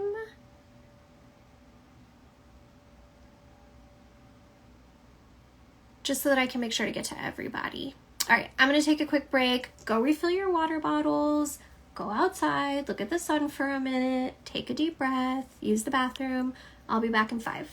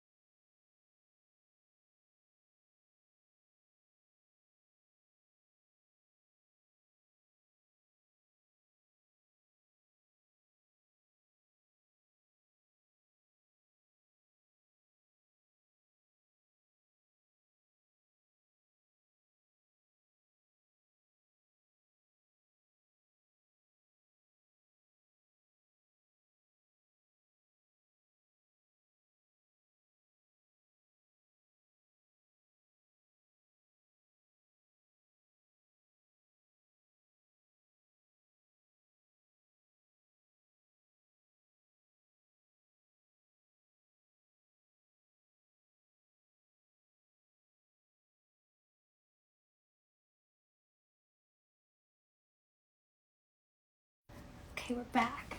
I should drink some water too.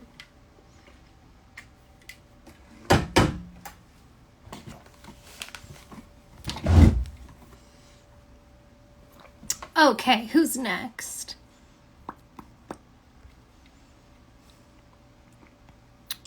Lori. Let's do Lori next. I know I saw you on here. Just trying to mark everyone as I go so I don't lose track of my place. I saw you. Where'd you go? There you are. Okay. Click. All right. Lori, what messages about regaining my health am I missing, not receiving, and which of my guides can I connect to receive it? Okay. Let's start with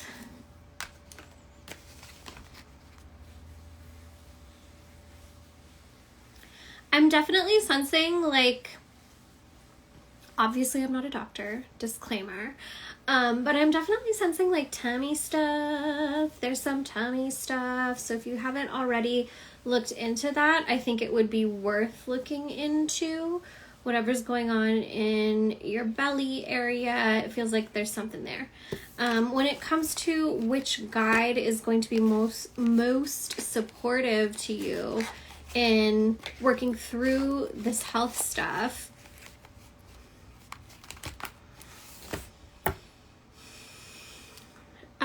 there's a woman to my left. She's a midwife.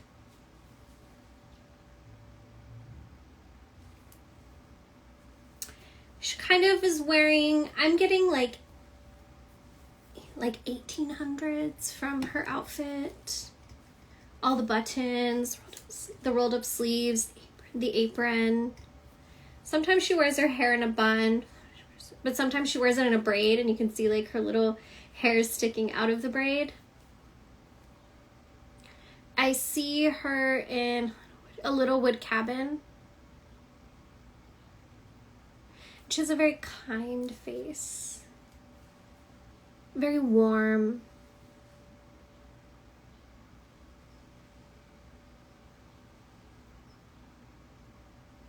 Her name starts with a j sound, a j sound.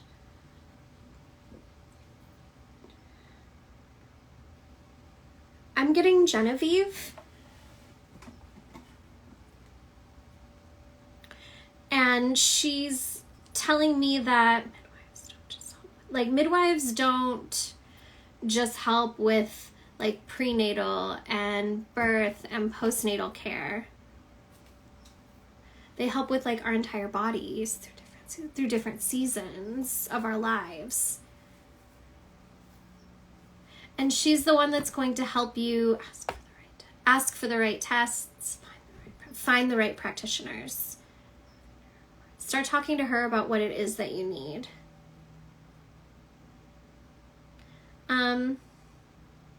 She doesn't really deal with tarot cards, so if that's your primary method of divination, like I would skip it when it comes to talking to Genevieve.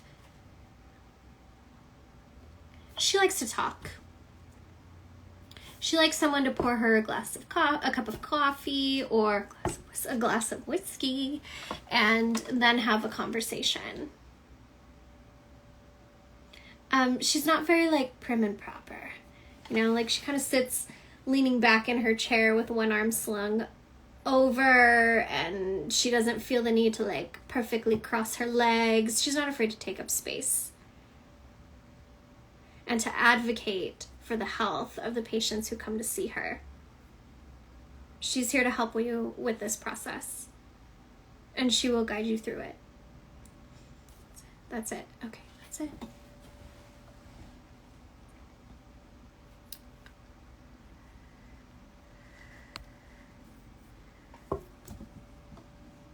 All right, let's see who's next. Natalie. Where's Natalie on here?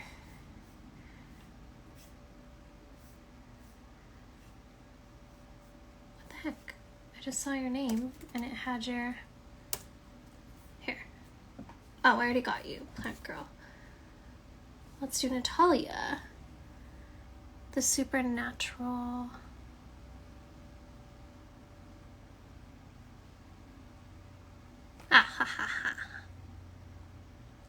What do my ancestors' guides want me to know right now? Okay, I'm going to connect with your guides specifically. We will do like an ancestor day on Flash Fridays. Probably like in August.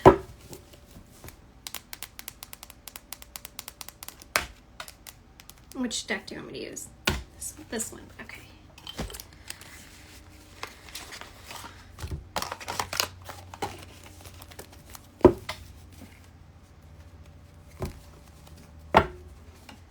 All right, they're having me pull 3 cards. You definitely have a guide who's like a cartomancer, a card reader, very skilled at reading cards. Also, a little bit of a gambler. Yeah. Got the deck. Okay. Her name's Mary.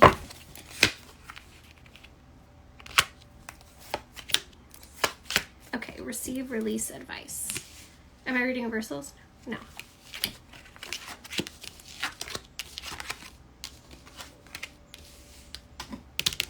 All right. The supernatural. So when I look at what Mary's asking you to receive, what Mary's asking you to lean into, I'm not taking donations anymore. I got to catch up with everyone I already have today. But we will be back and do this again. Actually, I should unpin that. Whatever, I can't see it. When I look at what Mary is calling on you to receive, I see the Queen of Swords. The Queen of Swords. So it's time to start advocating for yourself. to lean into that authority over what it is that you desire and you need from situations, from relationships in particular, from other people. And we are getting to a place where we are called to like reassess our boundaries and to reaffirm the ones that are important, to put into place the ones that we are lacking but certainly need. Perhaps those things that we've been a little bit lax on because we like having certain people in our lives, and we're afraid that by setting these boundaries, we might lose having them in our lives. But the time has come where your good spirits are like, how long are you going to keep compromising what you know is right and true for you, for the comfort of others? And I think there's this like delicate balance we're called to maintain when we are living in community and living in relationship with other human beings. Like, yeah, there are times when we compromise and it's in good faith and it's for the benefit of everyone. And we realize like, oh, you know what? This is something like I could see a little differently or behave a little differently. And it's better not just for them, but also for me. But it does feel like some of the compromises that have been coming up, some of the lax boundaries that have been coming up aren't really good for anybody. And your spirits are encouraging you to start speaking up. Speak up about what it is that you want, what you need, what you will and won't tolerate at this point. I think it would be helpful for you to do some like throat clearing, throat cleansing. I kind of wonder if you feel weird about the way your voice sounds, which like relatable. Like I can't even count the number of times I've been told I sound like Minnie Mouse or a squirrel, or more recently being on the internet, like, oh, the vocal fry, like whatever. But those little comments we can really internalize, and it makes us feel weird about speaking up because we don't even like the way we sound. So why would anybody else take us seriously or like the way we sound either? Now's a good time to start cleansing and clearing some of those feelings you have around using your voice. Honestly, like a good saltwater gargle every morning for 30 days, it sounds like, would be particularly helpful for you in cleansing and clearing whatever is hanging out here that is causing like an obstacle in being able to voice your opinions, voice your feelings, voice your needs. When I look at what your spirits are calling you to release, I pulled the 10 of Cups, and I think that sometimes we idealize what living in community or living within a family or living within a relationship should look like. We have these ideas in our head, either from childhood or from media and movies or whatever. Like whatever it is that influences us to feel like things have to look a certain way or be a certain way. And then we get to that point where we're kind of in it and like it doesn't feel good. It doesn't feel right. And so your good spirits, Mary in particular, are asking you to release some of these ideals that you've built around what community should feel like, what being in relationship to other people, intimate relationship with other people should feel like, because there's so much more for you that is rewarding for everyone involved when we release some of these binaries, some of these boundaries that we've created for ourselves, or perhaps that others have created for us. When I look at the advice the good spirits have offered to you, I pulled the Star. I love this card, which is a really beautiful affirmation that even though you're being called to do some stuff that's going to shake shit up a little bit, it's likely going to cause some conflict, but in a liberated world, in an abolitionist world, like conflict doesn't necessarily need to be the end of something unless that's what's best for everybody. Conflict is an opportunity for everybody to rise up and work through what it is that we have and decide like, hey, we all want to be around each other even though we're struggling with this thing. And if we ignore this thing, what we have is going to implode. But if we work through this thing together, work through these growing pains together, we can figure out what the next chapter is for all of us together, for all of us in relationship with one another. And we also gain these really cool skills of conflict resolution that are going to help us in the future, because even humans who love each other and get along and want to spend time with each other aren't always going to agree on everything, and that's okay. As long as the things we aren't agreeing on don't challenge, don't say, as long as the things that we disagree on aren't like fundamental truths, like if somebody didn't see me as a whole human being, I don't know that our love could overcome that, but a conversation could help us figure out how we go forward from here without one another. This star card is saying, like, though there may be some turbulence in the conversations that are coming up, the conflict resolution that you're being challenged to engage in, this is for the better for everyone involved. And this really is like, this phrase is coming up again, a rite of passage for you. This really is a rite of passage for you in your adulthood, and being able to do this, to speak these truths, to speak with other people, to listen, because the Queen of Swords, though she is excellent at communicating what's on her mind and on her heart, they're also a good listener. They're also very intuitive and receptive. And that's an important part of the equation. We can't just like rah, rah, rah, what it is that we want and we need. That's the Knight of Swords. And just, mow down anyone else in our path who doesn't comply immediately. The Queen of Swords is also very receptive and considers the information they receive from others as they are communicating their own wants, needs, and desires. I do see the Justice card on the bottom of the deck, interestingly, followed by the Hierophant, and they're matching.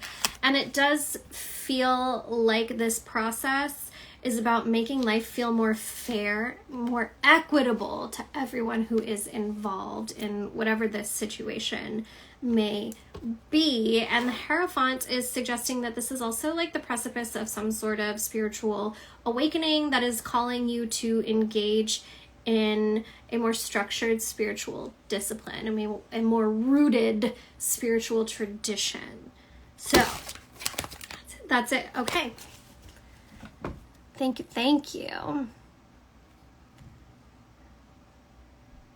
All right. Who's next? Posh Ice, I got yours. You're on the list. Don't worry.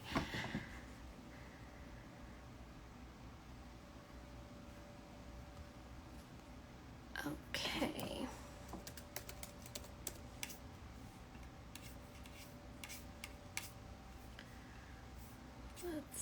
I'm going to go from the list here and try to match everyone up.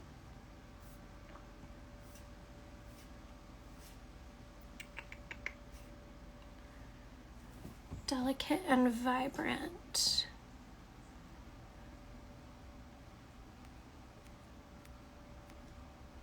Here we go.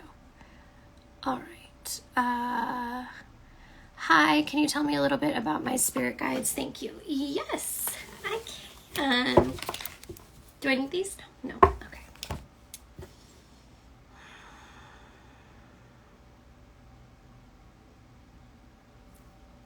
One of your guides smokes a little tobacco pipe. It's kind of like a fancy one. It's like a carved one. Wood. And they have, I see the beard and I was like, kind of like Gandalf, and they were like, no. Immediately, no. But they do have like a dark brown, black beard. And they smoke the pipe. Very sage-like, this spirit. Very, very sage-like.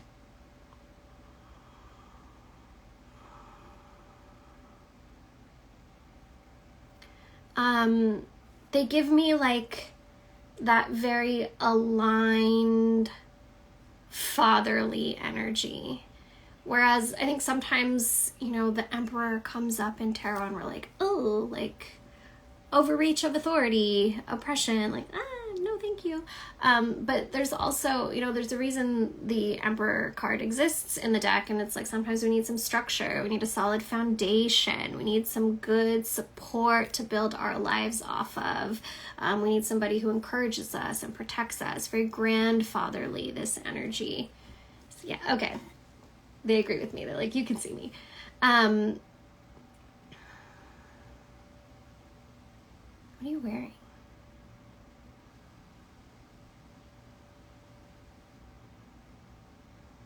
They are a traveler.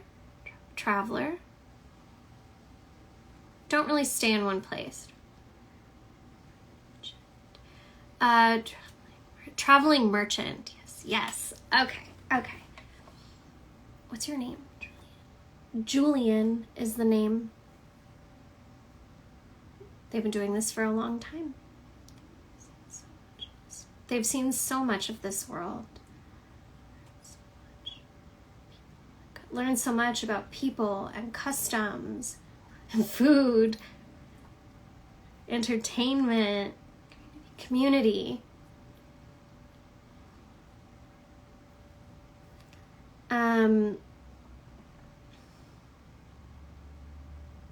I see like a little wagon with them.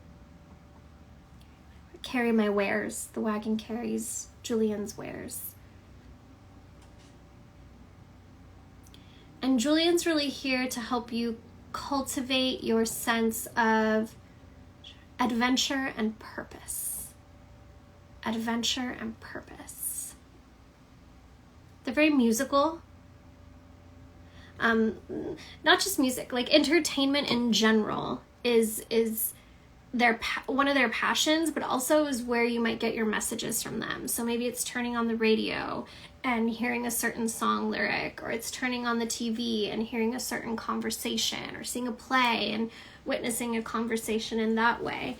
A lot of Julian's messages come through entertainment. I said it again, passion and purpose. Passion and purpose. Expanding your horizons. Seeing that there's so much more for you in this world beyond the limitations that you've imposed on yourself or that have been imposed on you.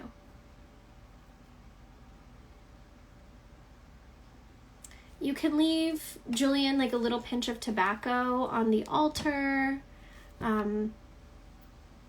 if you can, or are open to doing this type of thing, wherever your altar is, you can like hit the little tobacco pipe for Julian and blow it on the altar for them.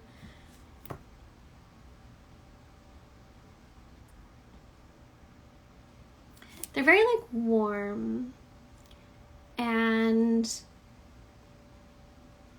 though they may be what is traditionally masculine in appearance,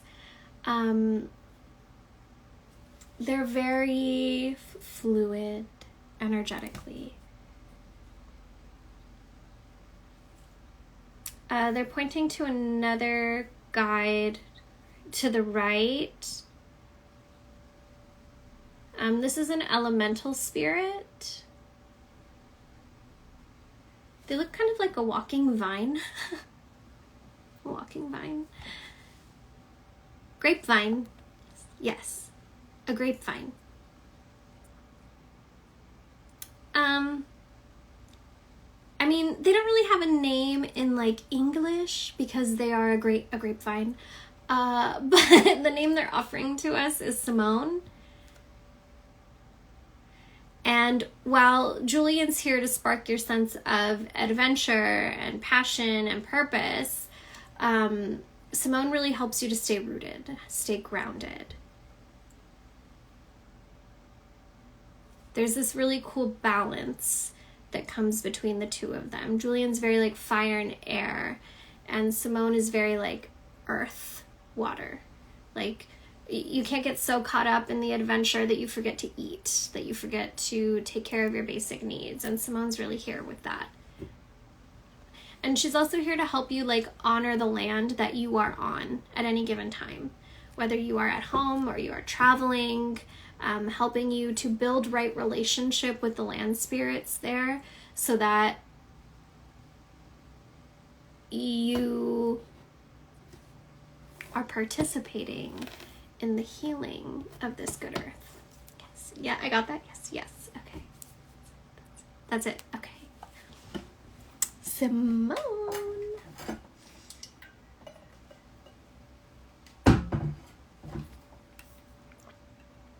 Thank you, Delicate and Vibrant. Okay. Going up the list. Bruja Fairchild. Let's find you. I know I saw you. Here we go. Who are my spirit guides, guía principal, and what do they look like? Okay, let's see who comes through.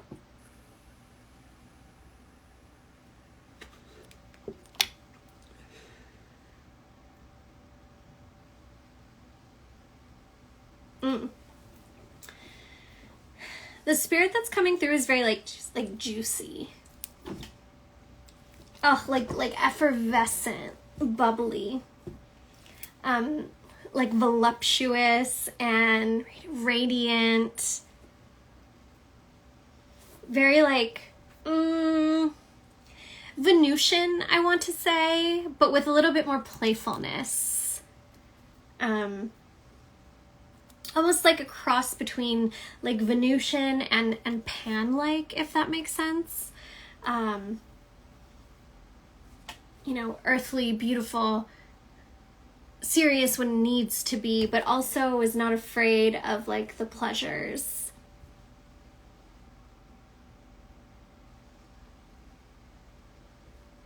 What's your name? What may we call you? A R A N D E Aradney? Danny. Aradney?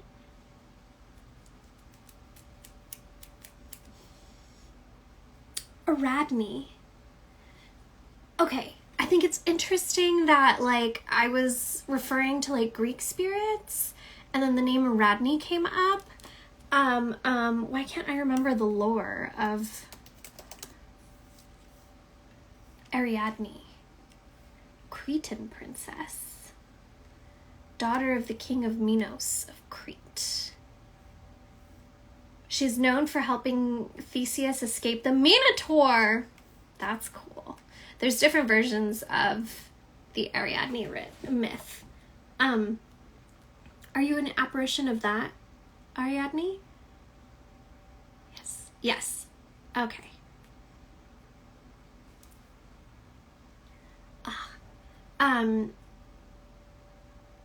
She feels very like mystically inclined. And she's not your guía principal. She's here to help you discover creative ways out of difficult situations. She says, there's no obstacle I'm unable to overcome. A little bit of faith, magic, perseverance, and we can accomplish anything. She's extremely confident, and I think she wants to pour some of that confidence into you. Directly in front of me, I see your guía principal. Oh, they're like an angelic spirit. Do you like that word, spirit, angelic, or do you prefer celestial? Angelic. Okay. Very, very, very tall. Very, very, very tall.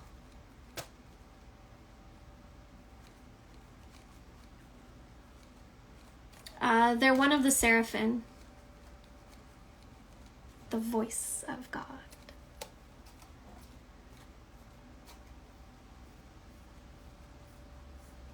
They're here to keep you on your path. Help you remember the things that you are worthy of.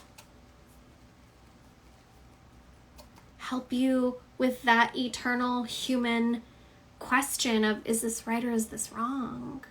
Is this right for me or is this wrong for me? Am I making this choice in good faith? Or am I making this choice out of fear?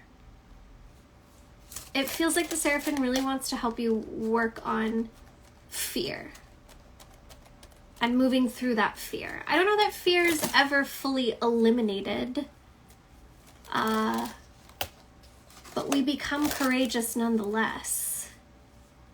And this, your guía principal, this spirit, is here to help you cultivate that courage, to accomplish the things that they know you are capable of accomplishing. Together. An important reminder that you are not alone in walking through this life. You are not alone in making those tough choices, in trying something that excites you, but maybe also scares you a little bit too. You are capable, and you are worthy of what awaits you on the other side. They said, find us. That's it. Okay. That was a fun one. Okay, let's see who's next on the list. Oh, you submitted twice. Got it. All right, let me find your second question.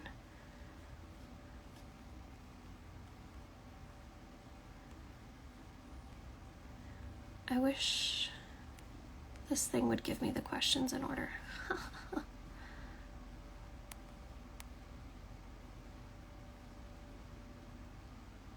Did I already do both your questions? How can I honor them, communicate with them better? There it is. Okay. I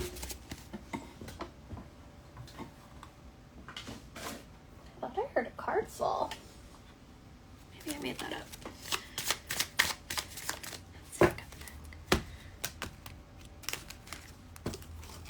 Okay, I'm pulling one for Seraphim, one for Ariadne. Love this.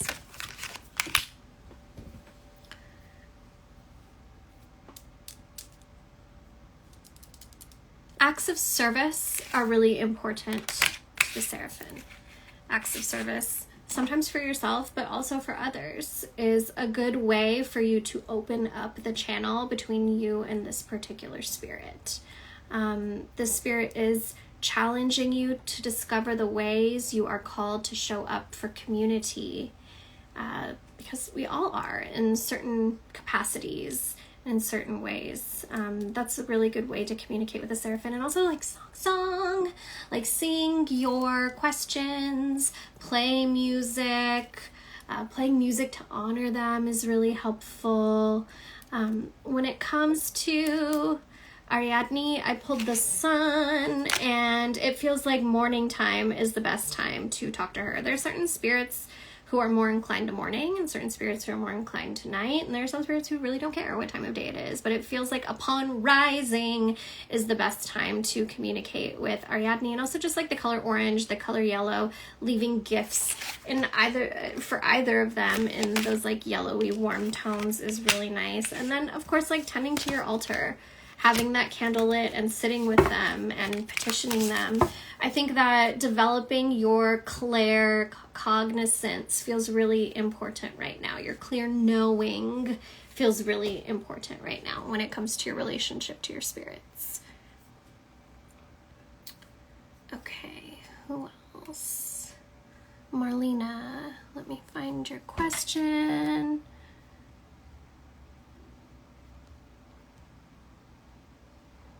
Here we go. All right. I would like to know the name of the ancestor spirit you told me about with the long wavy hair, and she put her hands on my shoulder, and how I might get to know her better if she wants me to know. If not, anything my good spirits have to say is most welcome. Okay.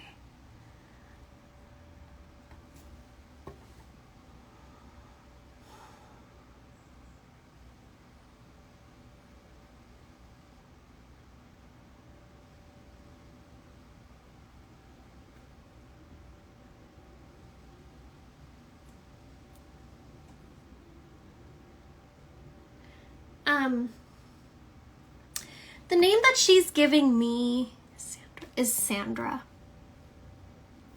It wouldn't surprise me if the more you talk to her using this name, perhaps another one comes up and feels more aligned.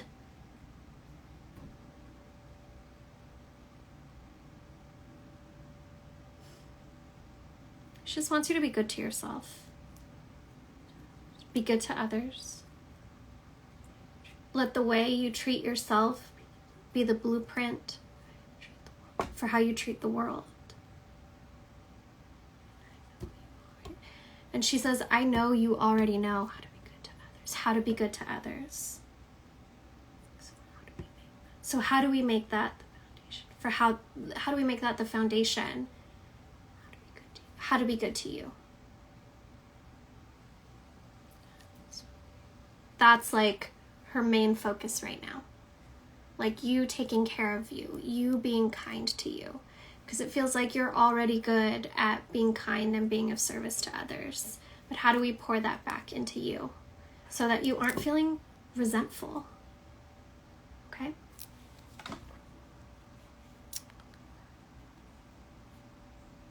Hi, friends. All right. Tender Mischief. I love that screen name. Obsessed.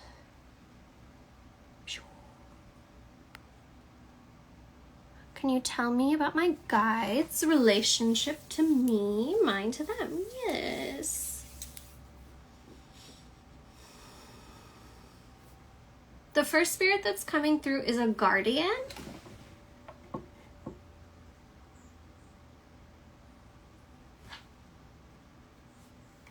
They're an elemental spirit, like of the land, of this earth.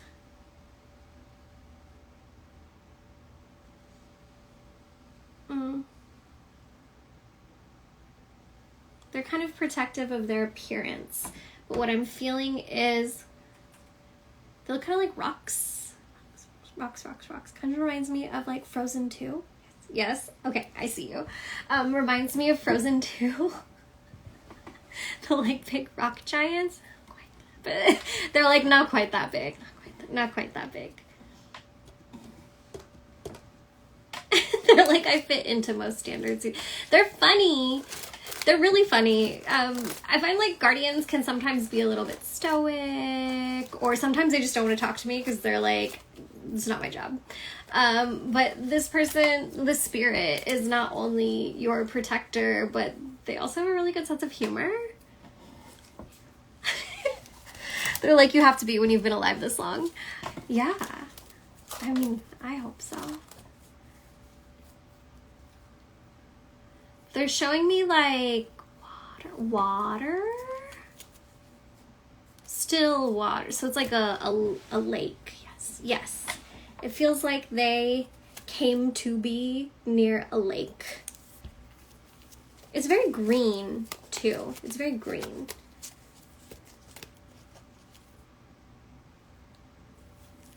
They're talking about how this lake is gone now. Yeah. And so it is. But they still get very thirsty sometimes. So making sure to leave water for this guardian spirit is a good idea. What would you like us to call you? Mister. Okay, Mister. And to my right is a very motherly spirit. Spirit mom.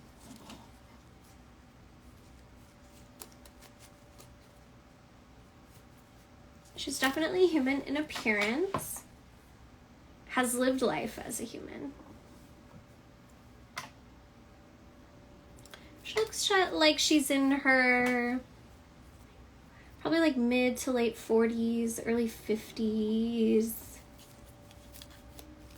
She's got kind of a stern look on her face, but you can feel like the warmth in her chest. You know, like even spirits have RBF sometimes. Oh, she did not think that was funny. That's funny.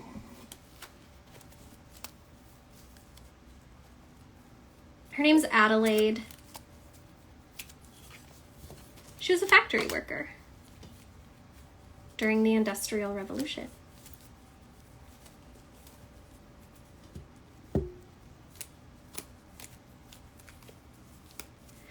She never married or had children herself, but she kind of assumed this mother-like role to the other younger femmes that were working in the factory with her. They made clocks, I think. I'm seeing like little, like, I don't know, cogs. Nuts and bolts and cogs and things.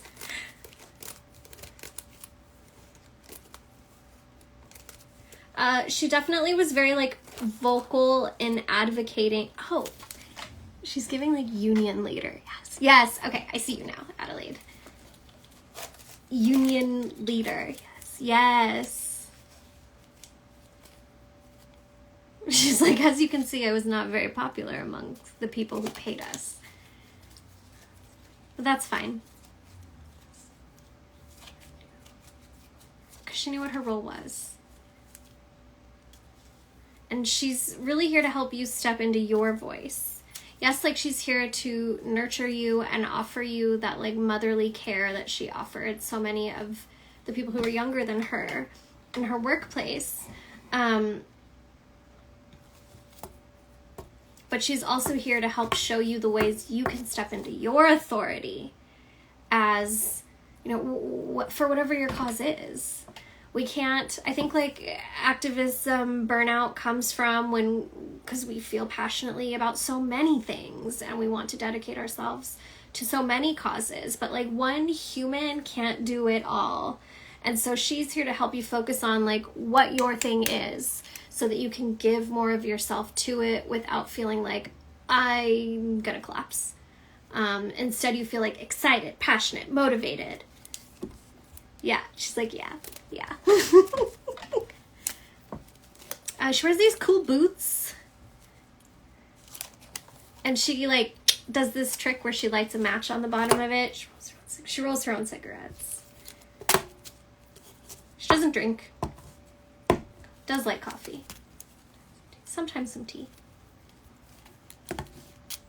She said she'll talk to you soon. That's it. Okay. That was a good one.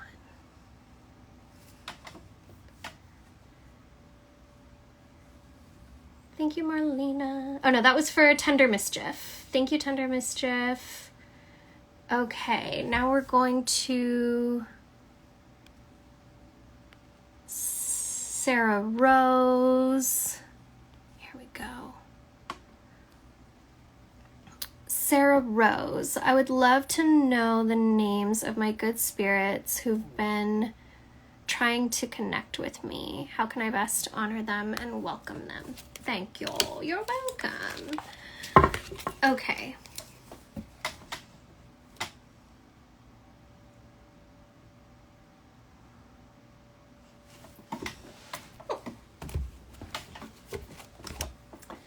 There's a few, but they're drawing my focus to one spirit in particular. Her name's Beatrice. Beatrice.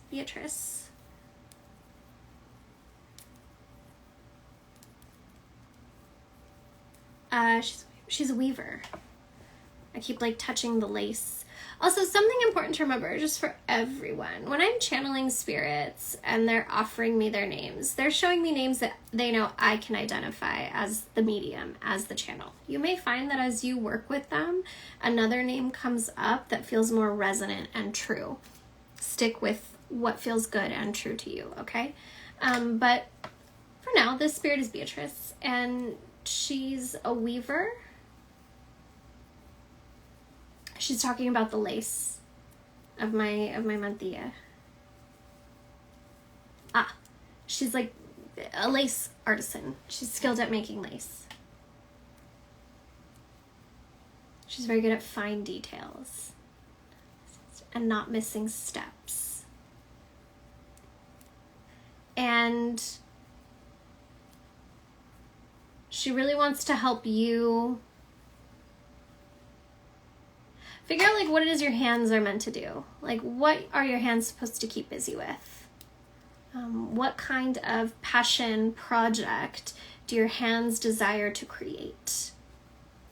She's also here to help you like stay on track. You know, sometimes we get distracted. I'm certainly disorganized, but she's here to help you like get it together.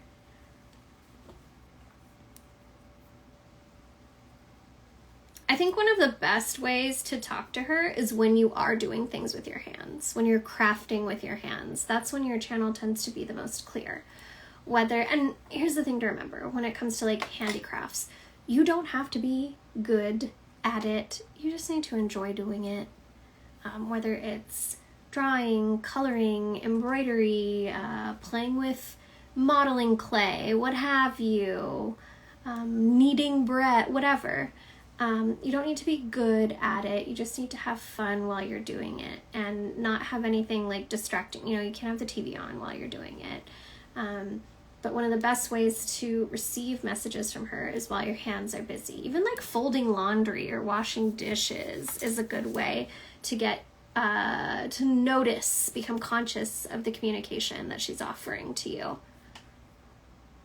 She says you're also very claircognizant, and I feel like that's I feel like claircognizance is one of the clairs that we struggle with trusting, because you just know things and you're like, do I actually know that, or did I make it up? Did that come from inside of me? Did that come from a spirit? And we second guess ourselves a lot. But in speaking out loud that you are open to receiving Beatrice's messages, you'll start to notice the physical sensations that come through when you're getting messages from her while your hands are busy.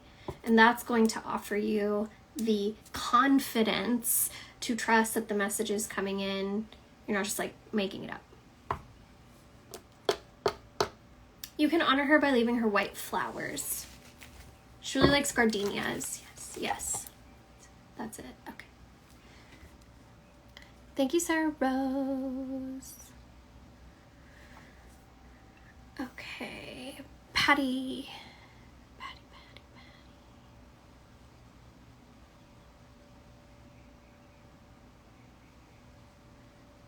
Okay. A general message from my spirit guides is greatly received. Post family visit and visit to the sacred ancestral lands. Very cool. Very cool.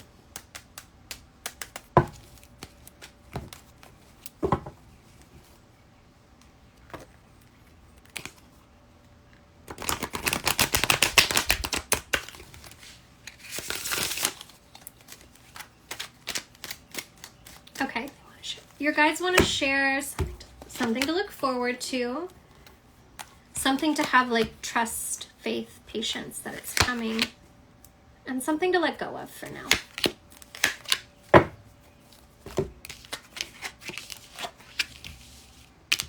Am I reading reversals? No. Okay, so something to look forward to. I fooled the Four of Pentacles. I pulled the Four of Pentacles. And what I'm getting through this card is stability in our home. Stability in our access to resource. Knowing that we have enough. which is interesting because on the bottom of the deck we have this Six of Pentacles, and it definitely feels like the support that you've been desiring is coming through, and that's very much reaffirmed in the second card where they asked me to share what to have faith in, what to have trust in, and I pulled the King of Pentacles, and the King of Pentacles is extremely generous. They are someone who is well-resourced and desires, craves the opportunity to share that access to resource with others. And a King of Pentacles in alignment is one who is not seeking something in exchange. They understand that it is their duty. It is part of their legacy as someone who has been able to access resource so abundantly to give it away to the next generations, to the current generations, because where's that stuff gonna go once they're in the ground, right? So it definitely feels like the support that you've been seeking is on its way. And then finally, what to release. I see this Two of Cups here, and it feels like, you know, there's that one relationship in the back of your mind that's been weird, just a little bit weird. And it's not for a lack of love for one another, care for one another, investment in one another. Sometimes we just outgrow people, and it's a bummer for sure. And I don't know if this is another person or like a group of people perhaps, but it's definitely like you've been knowing that you've outgrown whatever this connection is, and it doesn't feel like you need to actively do something to end it. It's not like Ten of Swords, like put a fork in it, it's done. It's more like just let it go. You know, you don't need to pour any more effort than all that you've done up to this point, and you can just wash your hands of it and let it go on its own. Okay, just want to make sure my protection candle, oh, it went out. Let's do another one.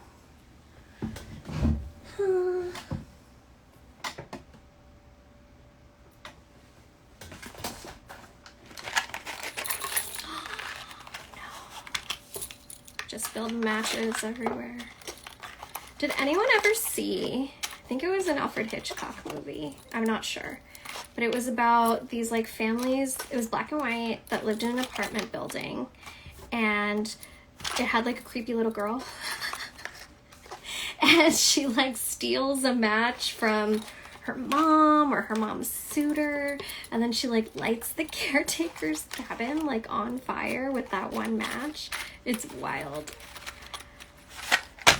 No, just me.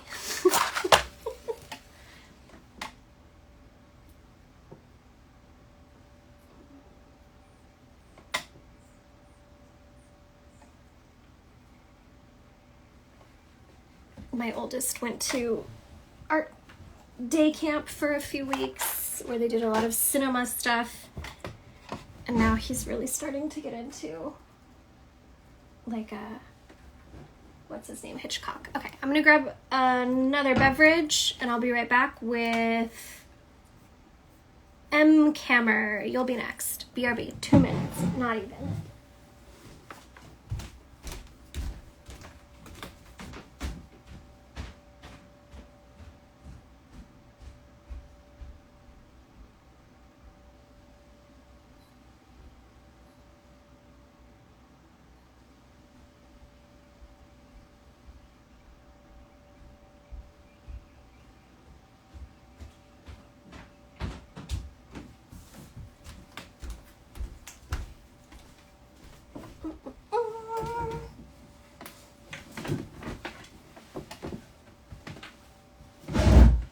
They used to show Alfred Hitchcock movies on Nick at Night. I don't remember that.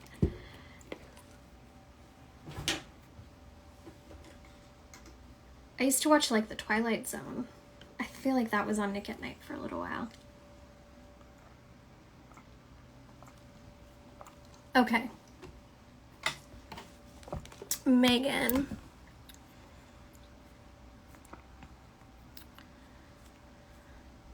Here we go.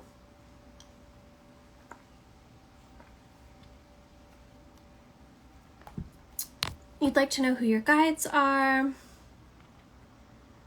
any general guidance they may have. Okay, cool.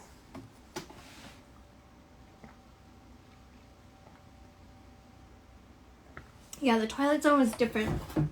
Alfred Hitchcock did movies. There was this one really good one. And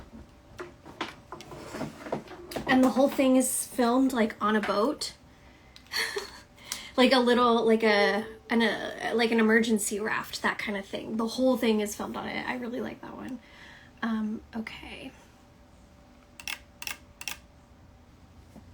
But the Twilight Zone is excellent, the original one, because like the whole, what was his name? Rod Serling. Rod Serling was like the spooky Mr. Rogers in that he really wanted to talk about the issues, like the socio and economic issues in America, like systemic racism, policing, the military-industrial complex. But the only way he was able to talk about them on TV was to turn them into these little like vignettes of fantasy. And a lot of folks didn't realize that he was, you know, offering his critiques on American society. But when you rewatch them as an adult, you're like, oh wow, like this is neat. Highly recommend. Okay, spirit guides for Megan. Let's do it.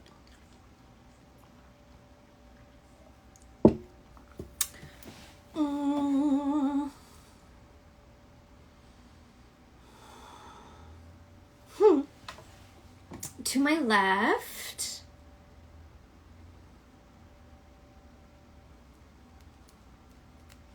there's this very like grandmotherly spirit. She kind of reminds me of the fairy godmother from Cinderella.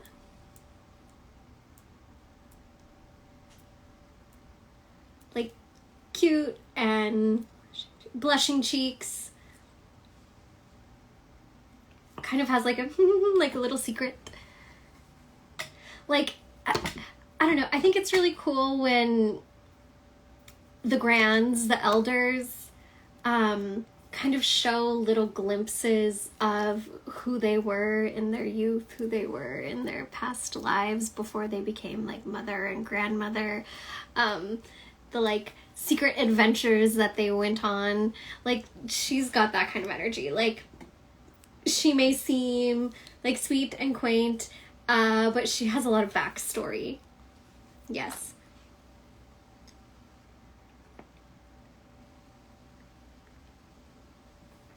Her name's Eleonora. She's your main guide. She's here to help you take care of yourself. As so often they are. I think that folks are often surprised when they meet their guides for the first time, or consciously decide to have relationship with their guides for the first time. And rather than their guides being like, we're going to do this magic and go on this adventure and try to do this thing, your guides are like, I'm going to help you take care of yourself. I'm going to help you make sure that you eat when you're hungry and drink water when you're thirsty and brush your teeth in the morning and rest when you need to, because these are all things that under capitalism have become stuff that we just don't have time for. I don't have time to take care of myself. By the time you clock out of your, like conventional job, you've got a couple hours to yourself where you could eat something or you could binge Netflix and crash on the couch. I mean, one's not wrong. Like sometimes we need those nights where we binge Netflix and fall asleep on the couch, but that can't be every night, right? And it feels like Eleanor's focus right now is very much around like you reparenting yourself, like you giving yourself the care that not only does you right now need, but I think little you needed too, and maybe didn't always receive. This isn't just about mothering the grown-up you. This is about mothering the inner child. And the basic necessities are important, yes. Eating, drinking water, getting rest, getting sunshine, getting movement, however it is that we are able to, totally. But also, where do we find playtime? Where do we find joy? Where do we find adventure? What are the things that are creatively interesting to you? Again, we don't have to be good at something to enjoy doing it. Eleonora is really here to nurture and care for and really bring out all of those different things in your life right now. And it's like the most important altar that needs to be tended to at this time is this, like this body that you were born into. She's pointing to your guardian spirit.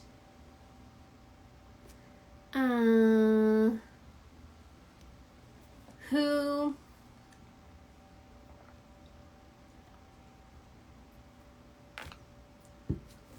looks like a knight, like Monty Python. And I think something that's important to remember is that when a spirit comes to the point of being a spirit guide, when they're assigned to your court, they've already worked through their earthly bad decisions, poor beliefs. So like sometimes you'll have a guide who's like a knight, or who maybe was even like a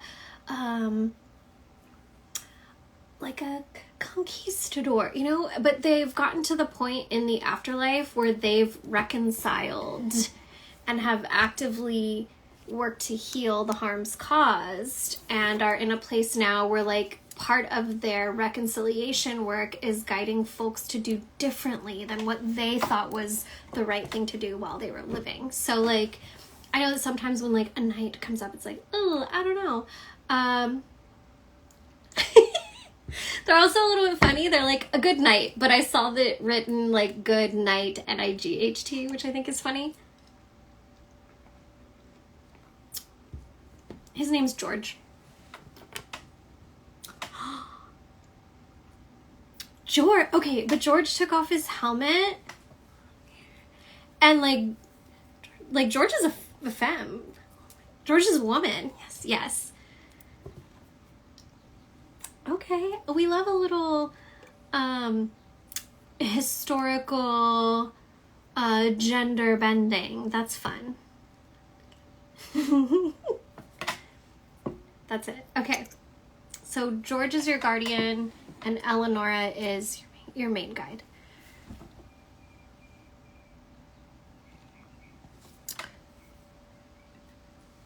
Okay. Okay, Hope.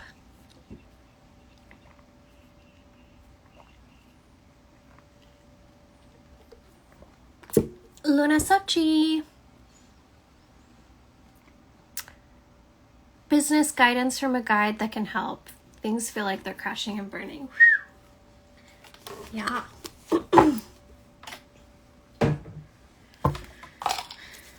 You know, it's rough out there right now.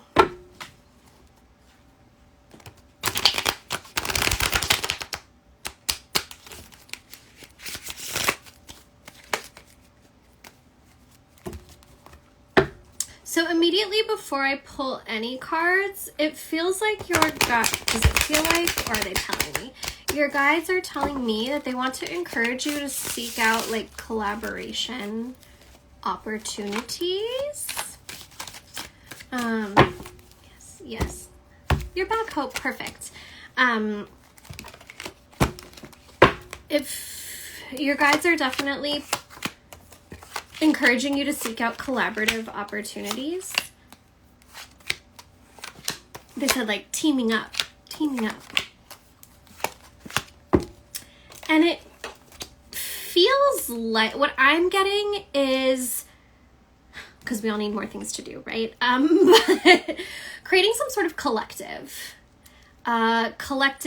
of makers, of artists, of other folks who are aligned with your values and visions for the world that we live in and the future that we are offering to the generations to come. And it feels like within this little community that you, are these right cards? Yes. Within this little community that you are cultivating, there are opportunities for different folks to like, hey, let's make this together. Let's do this project together. I've been wanting to do this type of thing, but I really need a partner for this.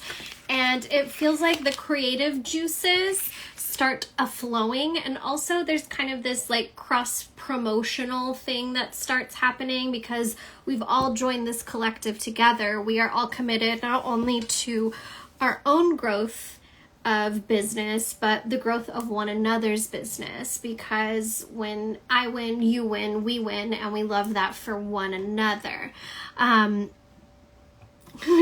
didn't even need to pull cards. These are all saying the exact same thing. This is all about cultivating some sort of collective or community, or maybe even like a union type of vibe, because it is within creating this group of people, uniting this group of people, that we begin to experience that abundance of resource that we deserve to have, that y'all deserve to have, that you've been tending to the soil, you've been tilling the seeds, you've been, watering the soil and talking to the sprouts and making sure there's enough sun and pulling up the weeds and making these ideal conditions for this garden of intentions that you've been pouring yourself into for a long time.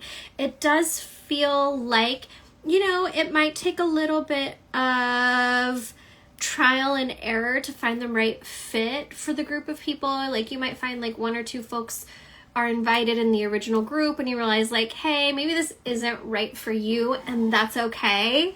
But let's make space for folks who can commit to the vision, and we still love you, but maybe you aren't part of like this part of the collective or whatever. Like I think like coming up with what your pillars of contribution towards one another is going to be important. I mean, I don't know anything about creating unions or collectives, but this is the stuff that they're offering to me. With that said, I do see here that in cultivating this group of conscious connections, we bring one another the opportunities to feel like truly rewarded for the hard work that we've all been putting in.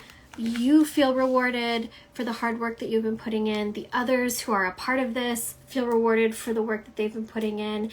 And I really think this like speaks to the way humans were never meant to do this alone. This feels like very anti-capitalism, yet you find a way to subversively thrive under capitalism by rejecting individualism and embracing creating this collective, this community of people who are working together on their very different projects. Or perhaps some of you are in similar things, but you're all working on your own thing, yet supporting one another in the process, and perhaps doing collabs with one another in the process. And it feels good for everyone and good for you financially, as far as resources go, abundant, and also just like fills your soul, because you of course need money because we still live within the confines of these systems, but your spirit also needs more than that. For you, that's not enough. And it feels like this particular project feeds all the parts of you. So I can't wait to see what you make of this. Keep me posted. Good luck. I'm not gonna say good luck, but I will say be blessed in your pursuit. Okay, let's see. I already did this one, did that one.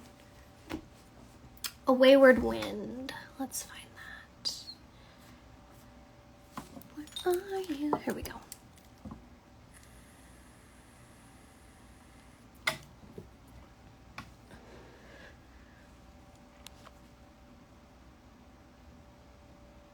Oh, you talked to head of an association union today. Yes, see? You already know. A wayward wind, you're up, looking to learn who my guides are and how to better connect with them. You got it. There are two guides who are coming forward right now.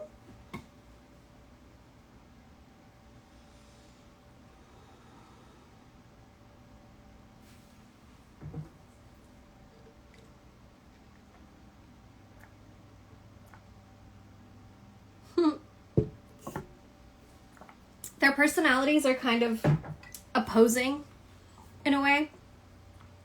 Like one is very vivacious and like loud and expressive and talks with their hands. And the other one is like, that's so much.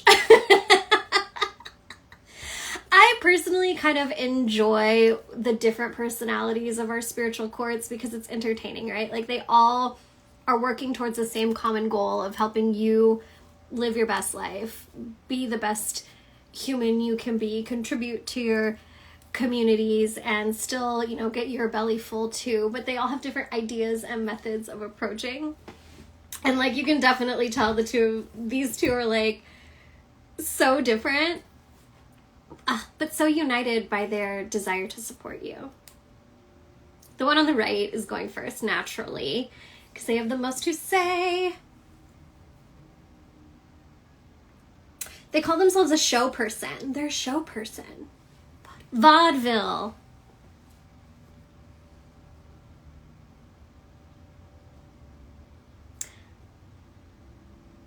Okay. Obviously, this isn't the term we would use now. Now we would say drag. But they call themselves like a cross-dressing performer. Definitely a language of the times.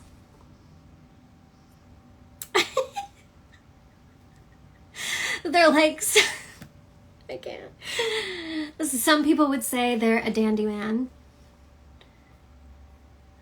A little light in the shoes, so they're definitely like a queer person. They're like, it is interesting how y'all use that word so differently now. It is. They really love storytelling, bringing fantasies and visions to life. It feels like they want to help you with like envisioning what you want your world to feel like, what you want your life to feel like.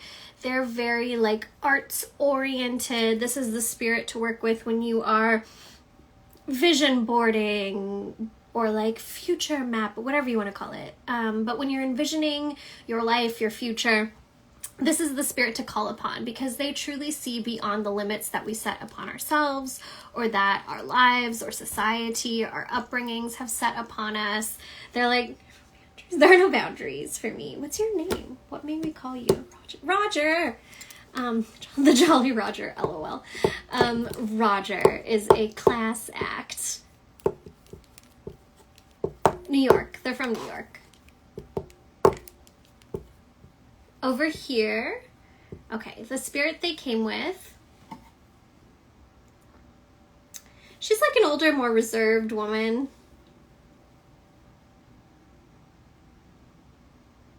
She secretly finds Roger amusing, even though she pretends to be annoyed. She's very focused on like the serious things. Keeping our lives in order, making sure we pay our bills, making sure we eat, making sure we take care of our responsibilities. She's also very adamant about like being of service. We care for ourselves so that we can care for our communities. She's telling me she ran a soup kitchen. Also in New York.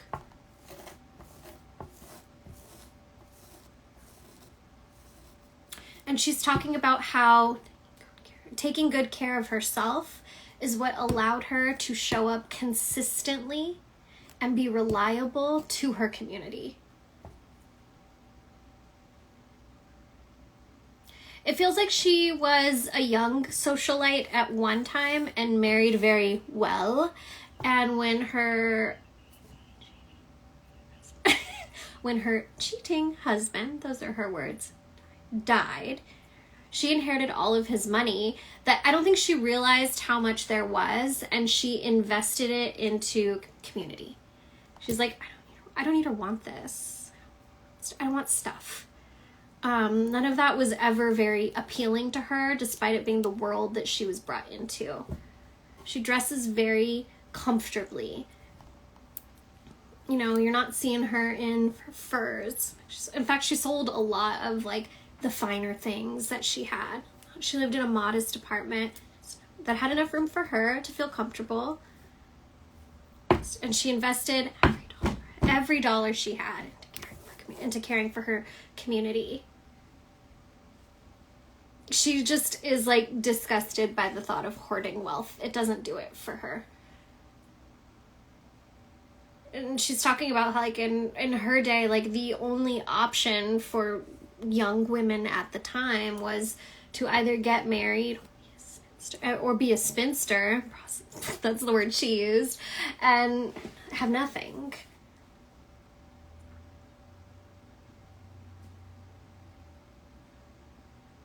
And because she was not condemned to a life of struggling, sleeping on the streets, it became her mission to be of service to everyone who is forced in that position by the cruel systems that are set up in this country.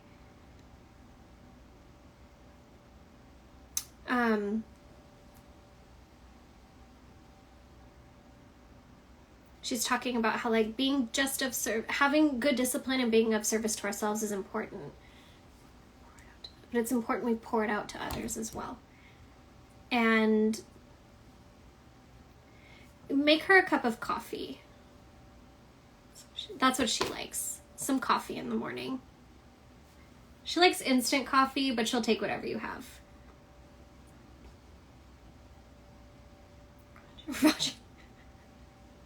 Roger would like a synthetic feather, like the bright ones that you find on a boa. Pink, yellow, those are Roger's colors. Thank you. That's it. Okay, cool.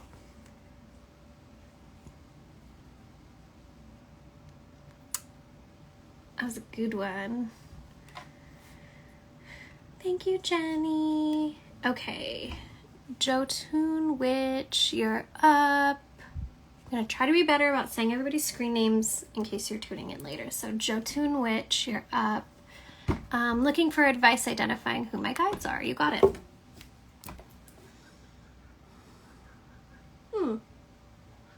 The first guide coming through for you is a child spirit.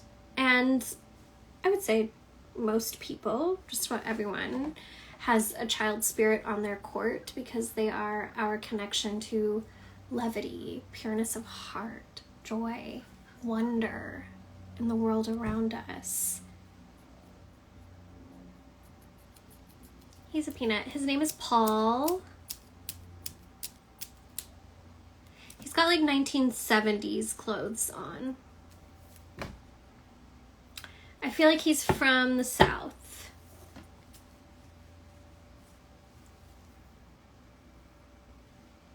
I'm getting like Texas, maybe Louisiana, probably Louisiana, because Paul has a very like Creole vibe to him. And prefers being called Paulie.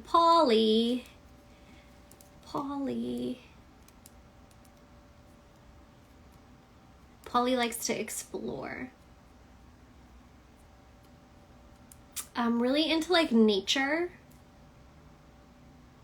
like seeing how things work, foraging, talking to trees, finding little secret watering holes, talking to all of the animals that live there.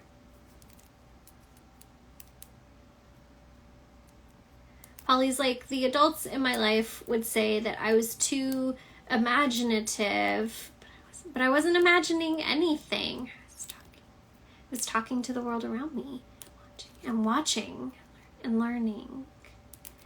And Polly is here to offer you that childlike wonder as you navigate through this world.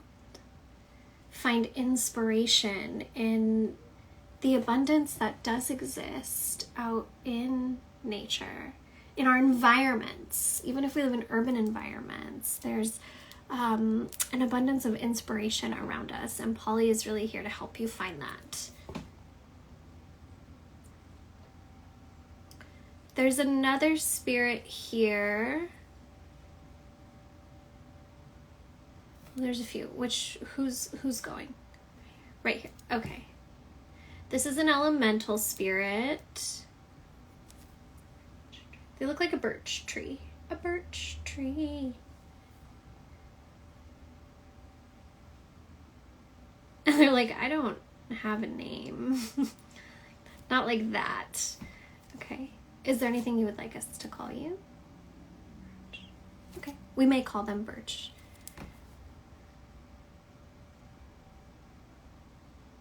It feels like they're here to help you understand your relationship to ecology, to environment, to plants. This feels like something you are very inherently connected to and called to explore, called to learn more about. And it feels like once you start the process of learning more, the path will begin to appear. Like, what am I supposed to do with all this? You'll find out. That's it. Okay. Cool. You love the birch trees. I love that. Magic is real.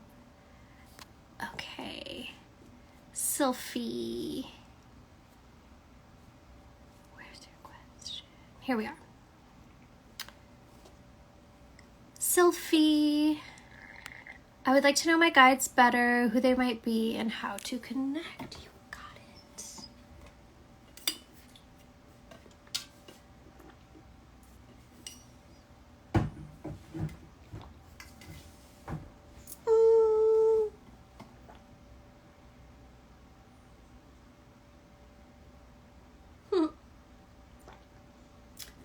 The first spirit I saw, like, literally scamper in was a cat, a kitty, a black cat.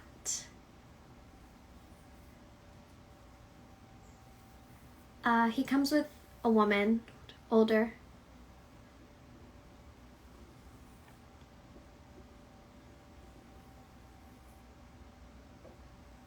She's a widow.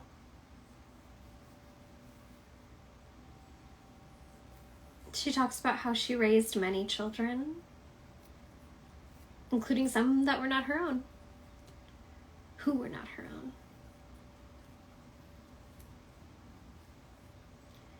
She talks about how she makes medicine.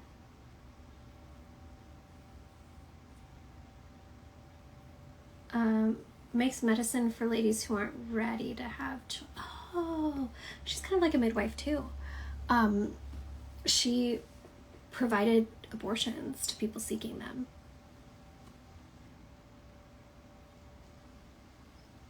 She was like a safe haven for birthing people who did not want, for whatever reason, to carry a pregnancy to term.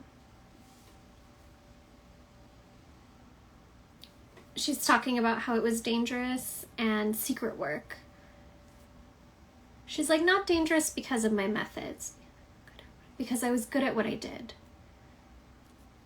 but dangerous because it was forbidden. And it was something we had to hide.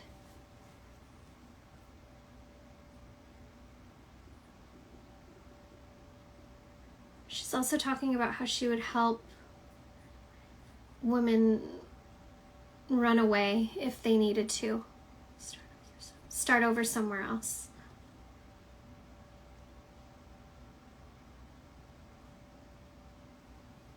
She said, I think one of the misconceptions is that people like me who provided the healthcare services that I provided hate children.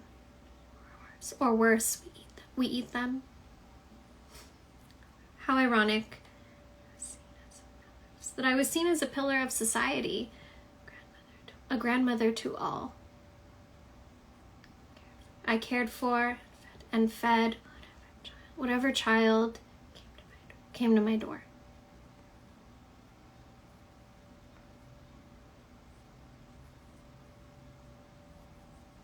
What's your name? She calls herself Mrs. Harmon. And the cat is Jacob. The cat's like a protector, guardian spirit for you. And Miss Harmon is the guide.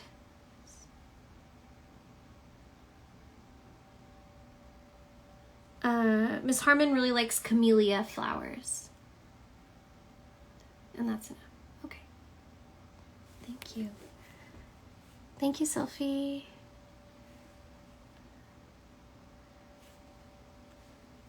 Okay. Let's see who's next. And y'all, if you missed out today, be sure to sign up for my email list so that you know whenever the next one is. I won't be in town next Friday, but we'll be back at it, I think, the following week. Okay. Pavanine Thing, you're next.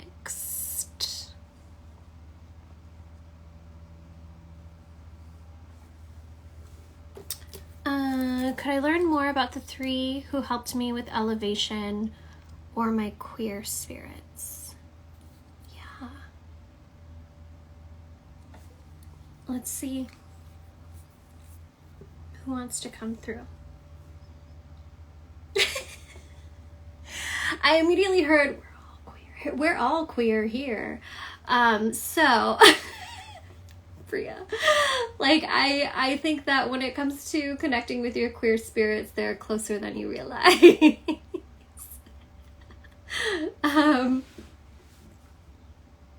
When it comes to the three who supported the elevation,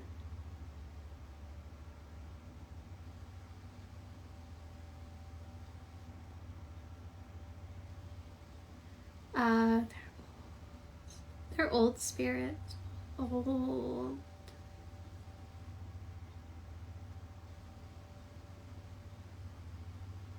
It feels like they've existed before humankind. Though there have been a few times when they decided to walk in human incarnations. That is not their truest form, though.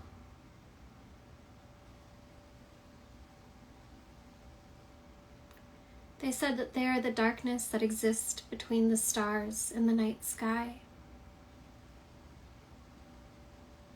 They are pieces of the primordial mother that birthed all of existence.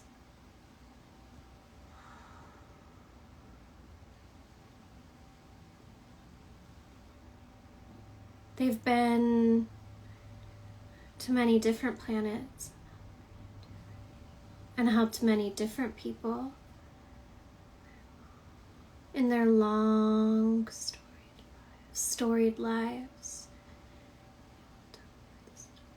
They will tell you the stories of the places they've been,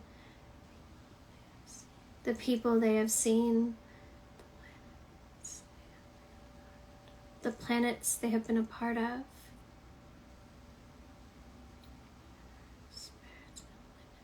They say the universe bears no limits upon them.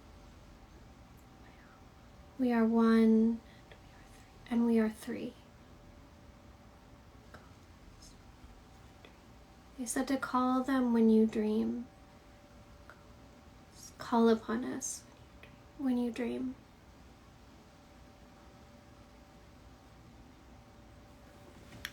Ooh,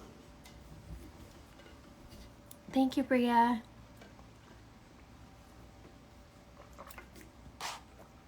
Okay, Vanessa. Vavi Mami. Vavi Mami. How does my spirit guide Reina like me to connect with her? What are the best ways to build relationship, easeful communication? Can you ask her if she feels like talking? LOL. Okay, when it comes to your guide, Reina, this is for Vavi Mami. That's it. Okay. When it comes to cultivating more intimate relationship with her,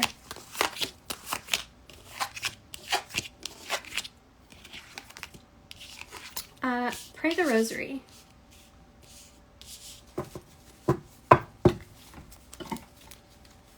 Pray the rosary.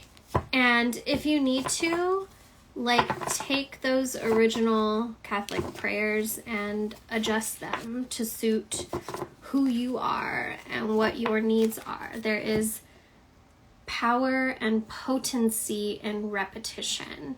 Like, I think that when we go to Catholic school and have to pray the rosary all the time, we're kind of taught, at least I was, that if you're not paying attention to the words, you're not doing it right. So we get hyper-focused on the words themselves, when really, the real magic of the rosary is that in constantly repeating the same things over and over and over again, we fall into this trance-like state, and that's where we begin to experience visions and connection to spirit. Like, that's the fucking magic of the rosary that the Blessed Mother was trying to pass on to us.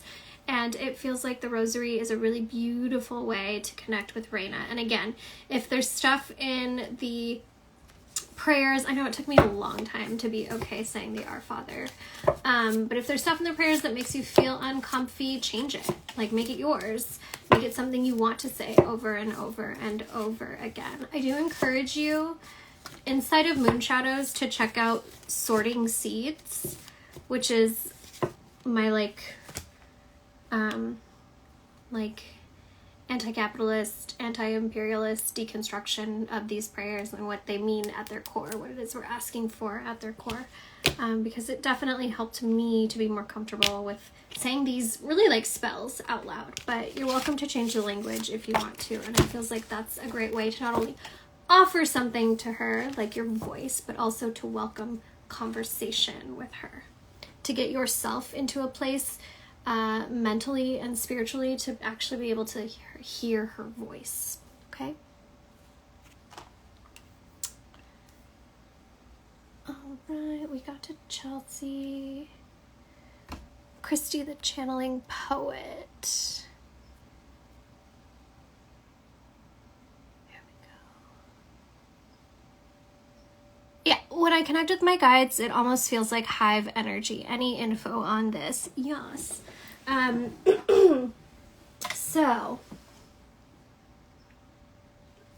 part of the reason it might feel like hive energy is because you are connecting with all of them at once, rather than building relationship with one spirit at a time. You know, we all have multiple guides in our court, and it can be really tempting to want to be able to get to know and talk to all of them all at once. But as our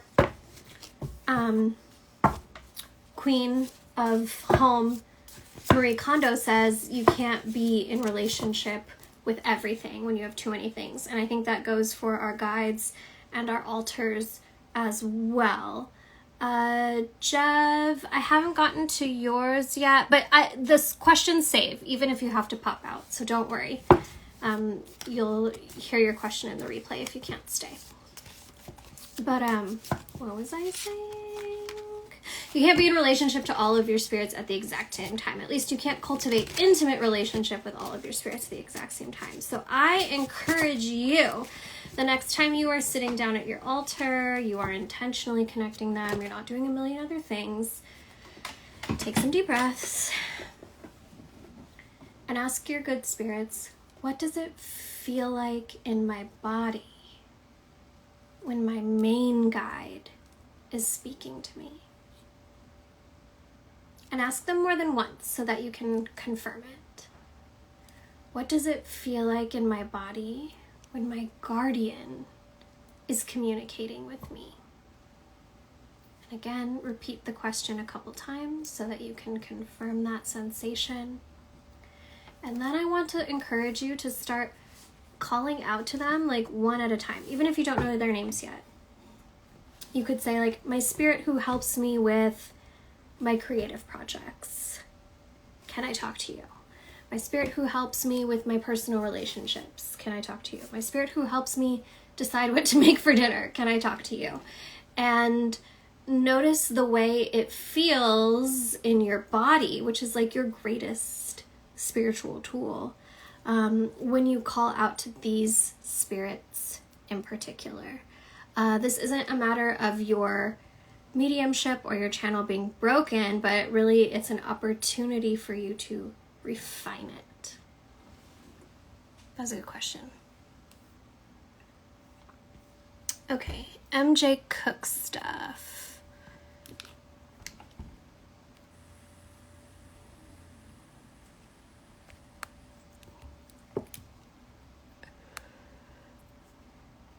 There.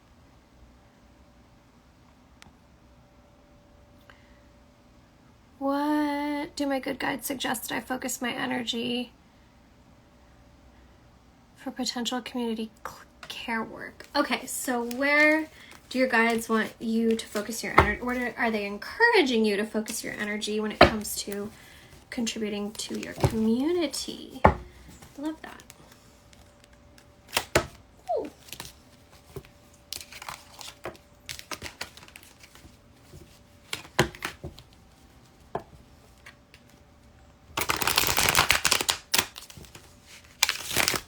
I don't think I need the cards. I think your guides are just talking to me. Put them down then. Okay, so the first thing your guides are suggesting is to sit down with your spirits, take a quiet moment, maybe, make sure your candle is lit on your altar is fresh and clear, and think about what you are abundantly resourced in. What are you abundantly resourced in? Are you abundantly resourced in knowledge about a particular thing, or maybe a couple of things? Are you particularly resourced in time? Are you particularly resourced in energy to do things? Are you particularly resourced in physical strength? Are you particularly resourced in a certain skill? Are you particularly resourced in money? Sit down with your good spirits and make a list. And it might not be a very long list because I don't think we all have it all. But really consider what are the things that I'm truly abundantly resourced in? And from there, your spirits are going to assist you in discovering the ways that you can share that abundance with others. Like if you are particularly skilled at cooking, MJ Cook Stuff, maybe it's making little pre-made lunches for your community fridge. Maybe it's offering free cooking classes for people in your community. Maybe it's showing up and volunteering at your community garden and teaching a class on what you can make with some of the things in your community garden. But it all starts with sitting down and being honest with yourself and your spirits about what is it that I have a lot of? What is it that I have a lot of? Because from there, I think you will surprise yourself with how inspired you can be by your own skill, by your own abundance. And it's in having these conversations with your spirits that you also strengthen your relationship with them so that you feel more confident continuing to come to them for their advice, for their opinions and guidance. That was a good question. I liked it. Okay. Lotus, Love, and Truth. Let's see. How many do we still have? 1, 2, 3, 4, 5, 6, 7, 8, 9, 10. Okay.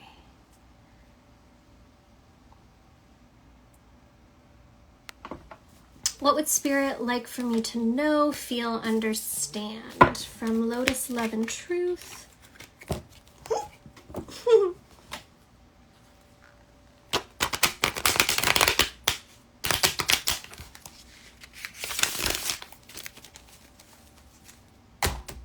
Put this down? Yes. Yes. Okay, they want me to switch decks.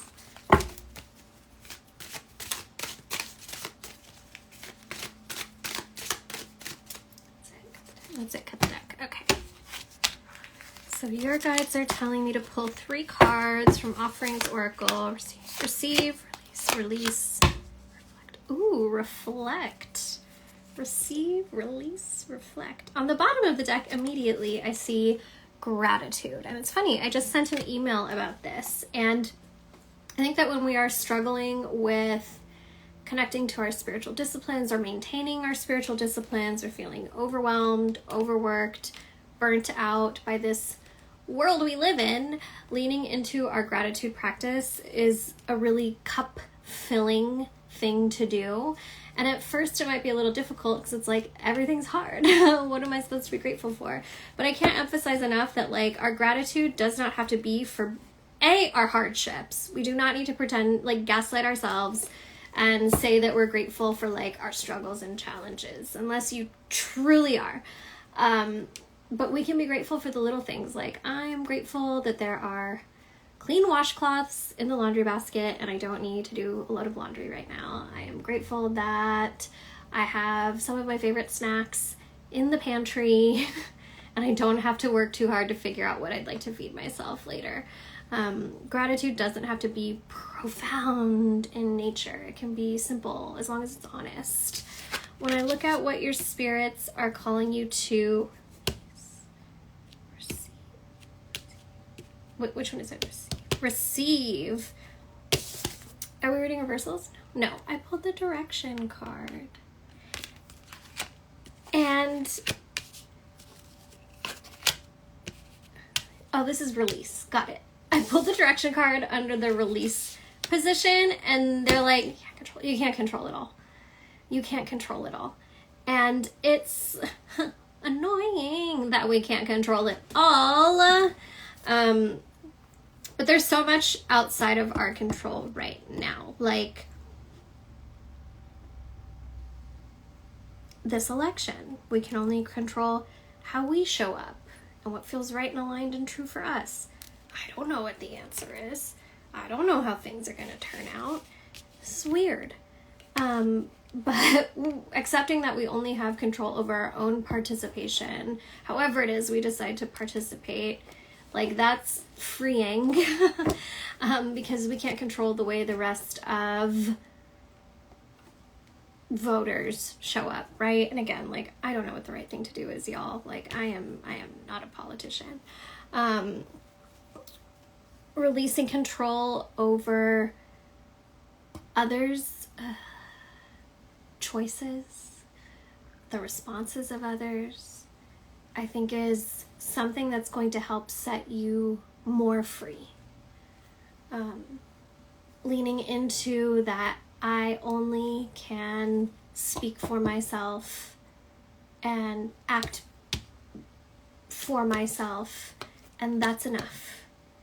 And everything else, it's above me, and it's in the hands of the spirits, and it's in the hands of the other people that we interact with in this world.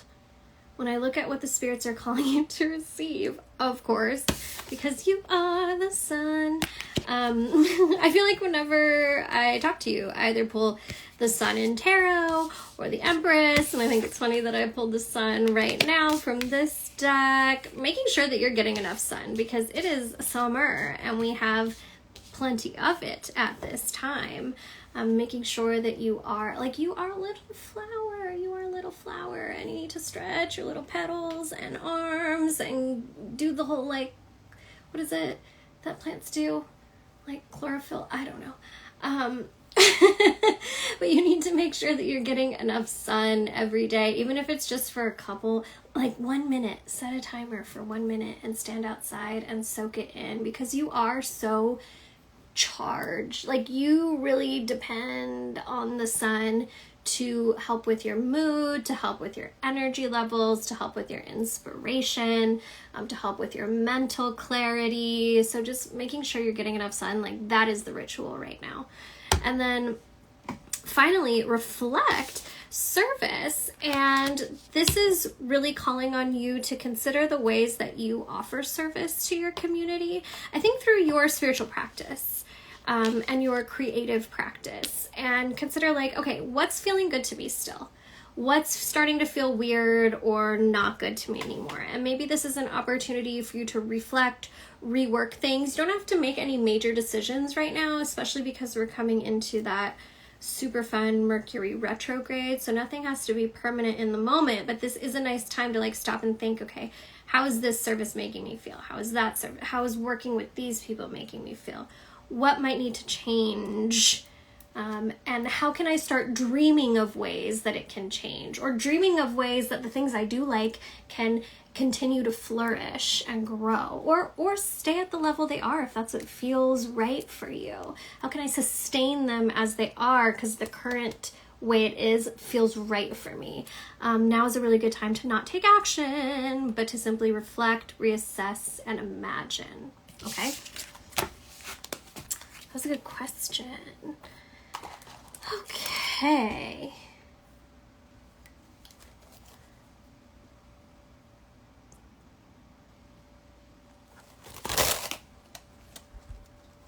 Posh ice. Excellent.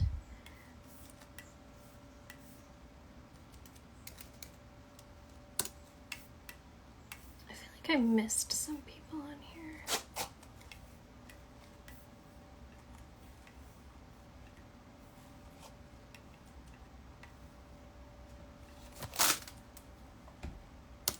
Sorry, y'all, I'm just double checking my list. Oh, it's 100 degrees. Okay.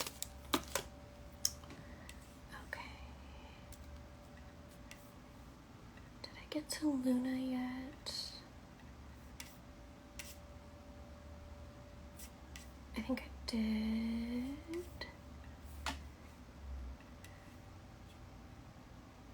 Got to Kim Brown. I see Kim Paris right here. Miss Kimmy is right here. I feel like I'm missing someone. Magical Herbalista. Okay.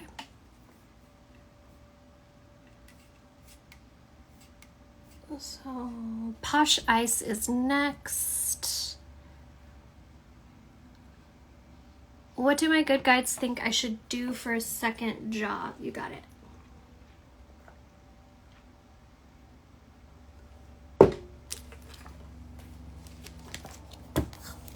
That's getting warm.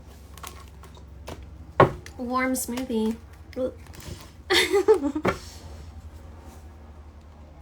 Delicious.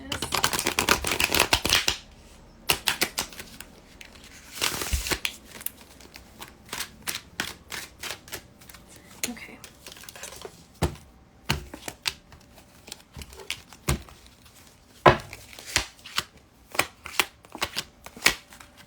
Do I need these cards?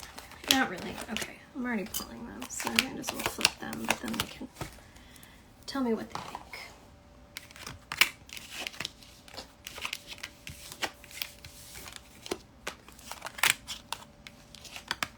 Am I reading reversals? No.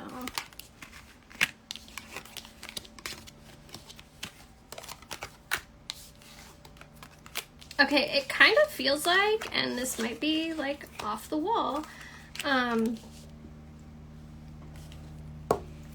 it kind of feels like in the process of looking for a second job, you're going to find work that pays you enough to replace your current job. And I think it might feel a little bit like sad, even like you're going to feel like you're at a crossroads. Like, do I actually want to leave behind this job that I've been spending all my time and energy and effort pouring myself into for this other opportunity that I don't really know a lot about, but could be rewarding. And I mean, TBH, it feels like it will be rewarding. It also feels like, you know, you don't need to go into this search looking for another, like a replacement full-time gig. Like, do what you're already doing. Go into this search looking for a part-time job, because it's in the connections that you make through this process that you're going to discover the opportunity. This offer is not going to come from replying to an ad post online.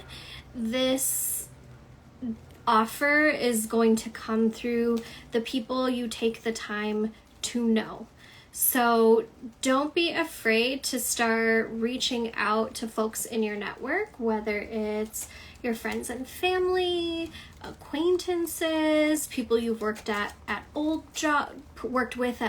jobs, old teachers, old classmates. Like, now is a really good time to start exercising those networking skills, even if it feels a little bit rusty at first, because that's where the good offers are going to come from. And I feel like I recently watched a video, because the spirits give this advice a lot, especially lately. They're like, LinkedIn is not going to save you. Like, it's the network you make that's going to save you. And then I saw some video from somebody who does resumes who said the same thing. And I was like, okay, cool. I know things. Anyway, the point of this is that now's the time to start reaching out to people. Before you start reaching out to folks in your networks, I want you to sit down with your good spirits and think about what it is you want your life to feel like. I want to have this much money. I want to know, I want to have all these credit card bills paid off and the resources to do that. I want to know that I have at least this much time off every year. I want to work from home. I don't want to work from home. I need to be around people. I need a job where I can sit. I like a job where I can stand. Like, all of these things, you need to sit down with your spirits and start writing this stuff down, because, like, in this employment climate, a lot of folks are finding themselves at jobs that they didn't necessarily expect themselves to be at, but not like in a bad way. They're like, okay, I did something different out of necessity and it surprised me and it's all right. So start thinking about how you want life to feel at work, outside of work, and communicating that with your spirits, how much money you need to have.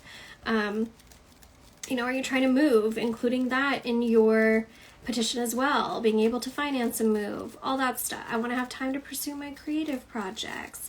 Put all that in there.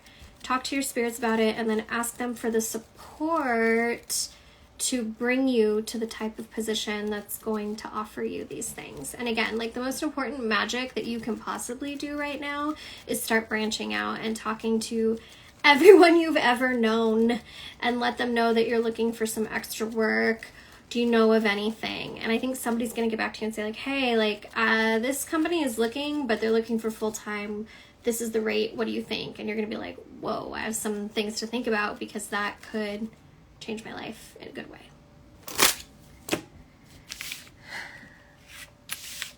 All right, Posh Ice. Oh, I just saw your name on the Venmo. I know who this is.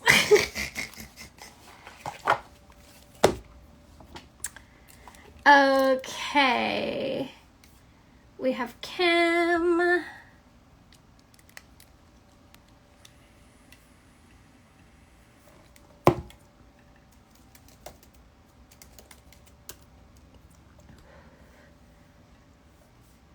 All right. I know there's a few more questions in the box than I have donations. So today I'm just going to make sure that I match up everyone who's donated and make sure that they get a reading.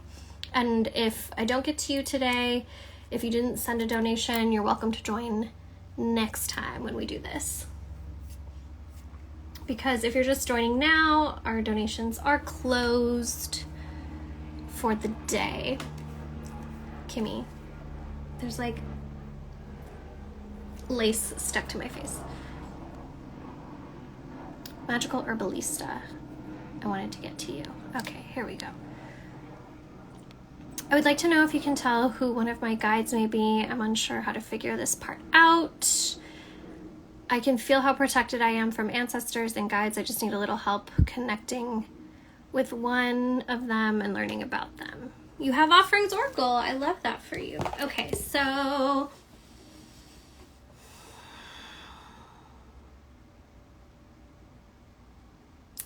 oh, that was fast. Okay, the guide that's coming through for you is a curandera. Particularly skilled, interestingly, at medicinal herbs, medicinal plants. She's very knowledgeable about the local ecology, how different plants are consumed in different ways, eating, drinking, making salves, smoke. She spent her life working as an apprentice, and eventually grew into a master of her craft. She was very well respected and well sought out by her community, and was cared for by her community because of the work that she did. From stomach aches to broken bones, to broken hearts. She knew which of the plants contained the wisdom. She knows which of the plants contain the wisdom to offer comfort and healing through their remedy.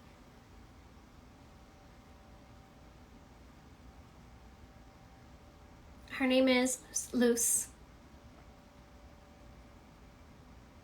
And she desires to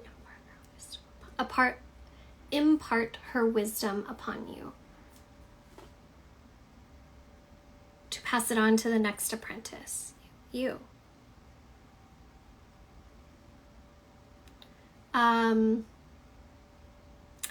It feels like with her, you are going to be experiencing a new awakening, a new initiation in your relationship to plants. She's a little bit like strict, but not because she's harsh, you know. It's not so much like you can't be silly. It's more like if you give the wrong thing to the wrong person, that could cost them their life and your reputation. And so that's why she's kind of like firm, not abusive firm, but like she's very like careful and disciplined about the medicines that she creates. She's very reverent of the land and the soil and the spirits. She calls the plants our ancestors. And the spiritual is not separate from the physical, which I also believe to be true. But like that's a very big pillar of her practice. She talks about how we treat not only the physical but the spiritual as well.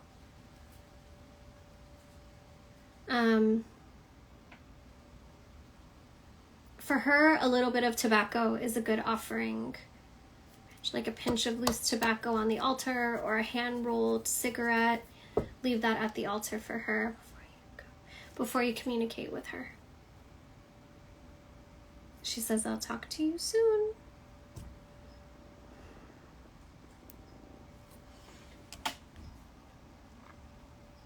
I love her. Okay. Let's see, did I miss anyone here? I don't think so. All right, so I got you. Kim, Michelle, you're next. You're so welcome.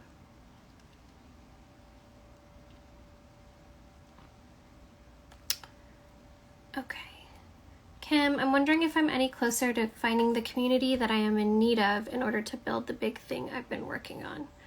Or whatever it is that the people Deb would like me to know at this time. Yes.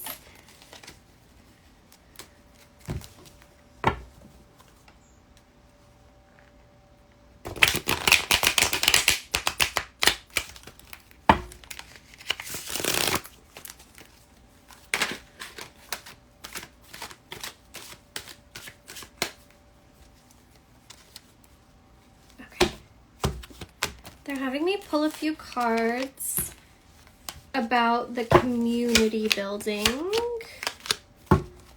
connection building. Are you universals? No.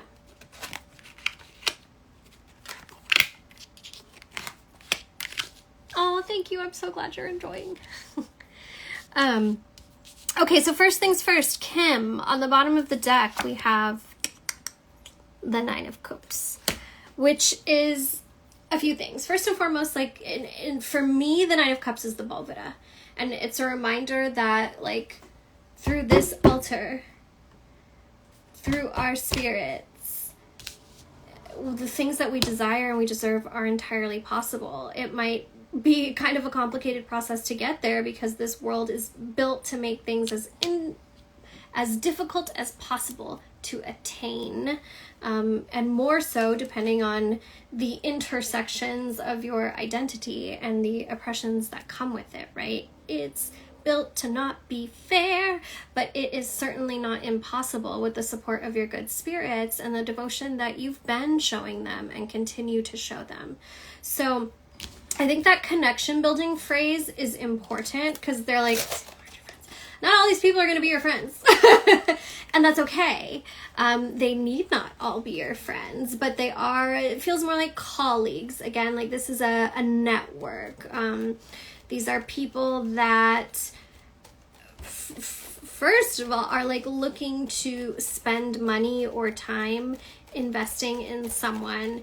And why not have that someone be you? When it comes to actions that you can take, I pulled the Queen of Pentacles, and it feels like,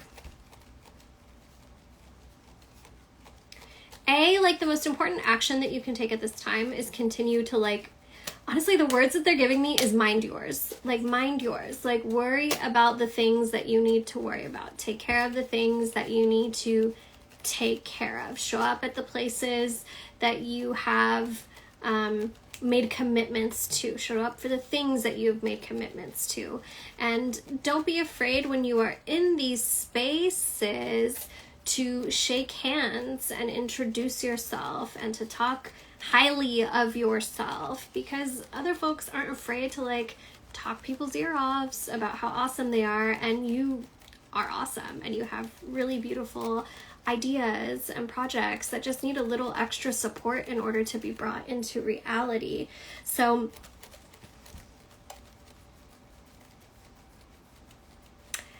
okay, I know this is like annoying and not fun, although it could be fun. Like maybe it's just annoying and not fun to me, but it feels like you're supposed to go to more like networking events.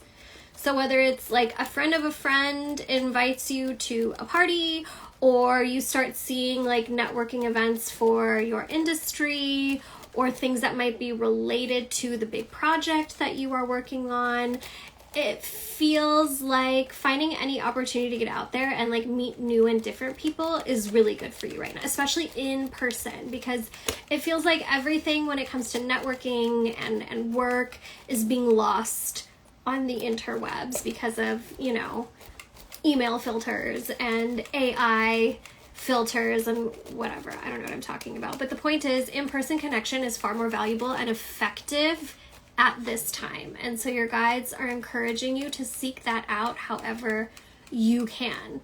Again, it might be like getting invited to somebody's cousin's birthday party, or it might be like something more industry specific and you're like, I normally wouldn't do that, but I guess I'll get dressed and go. And it ends up being worth your while to start making these connections. Also, like, how do people contact you? How do they get in touch with you? Do you have a business card? I know that like business cards are supposedly like not relevant anymore, but like how often do you follow someone, you're like, oh, send me your Instagram, and then it's just gone into the abyss of the algorithm. You never see that person's face again. You forget about them entirely. A business card in someone's pocket, in their wallet, they're gonna find it when they're, you know, changing their clothes or doing the laundry, and they're gonna be like, oh, Kim, that's right, I actually really do want to send her an email. I'm glad I found this. So I would have some sort of tangible item that you can hand to people so that they can contact you. It does feel like we are still in the season of like, what the fuck am I doing? And why am I doing it?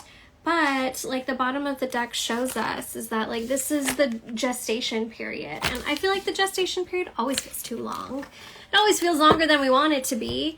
But it is what it is, because we want that pie to be fully baked before it comes out of the oven, rather than having like a mushy, soggy bottom and having to start over from the beginning. So keep putting yourself out there. Get a physical business card. Put your picture on it.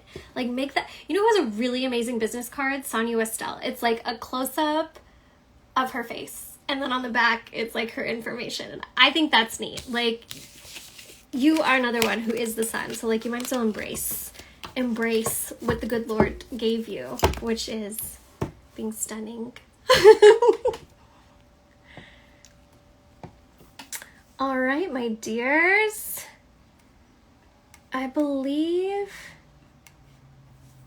that's everyone. It looks like I've hit everyone who sent a donation. Sweet. Okay, 3 o'clock. We're gonna call it. If you did send a donation and you didn't get a reading, comment on your donation on Venmo just so that I know, and we'll figure out what to do. And thank you so much for tuning in. I won't be in next Friday, but we'll probably be back the Friday after that. And I have some fun stuff. Okay, there are a few of you that it says you sent a Venmo, but I didn't. I had to refresh. Give me a moment. Okay. Please hold. Let's see.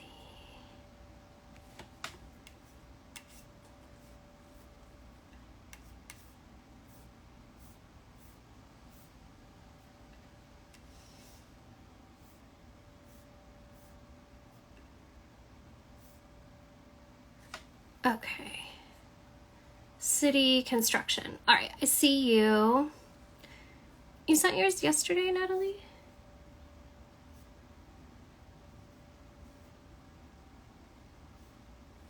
Did I not get to you? Oh, I didn't. Sorry about that, Natalie. Okay. I just refreshed and I found some of the ones that I didn't see. Okay, so city construction, asking if my spiritual jobs that I'm doing are working. Okay, so I think you're asking like if the spiritual workings you're doing are successful. Correct me if I'm wrong. That's it, okay.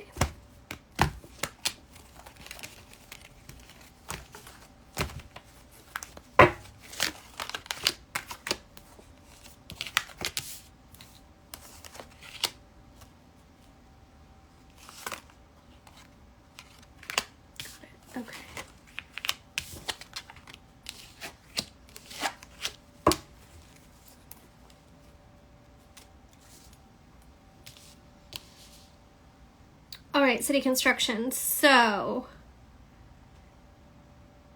it feels like the work is not done yet. So if it's something, a ritual, a spell, a prayer that you've already completed, I encourage you to do it again.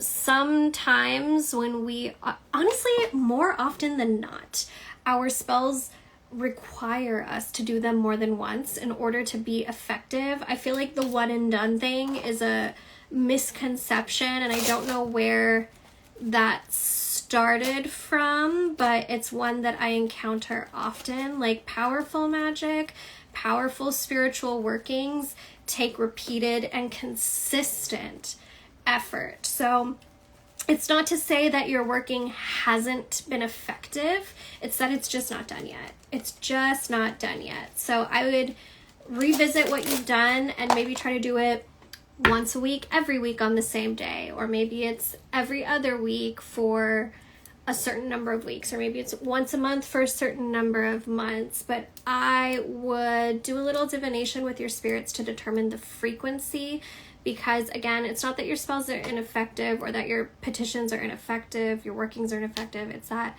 they need to be done with consistency and a bit of repetition. Like, gotta put some elbow grease into that, okay? Okay, so that's this one. Let's see.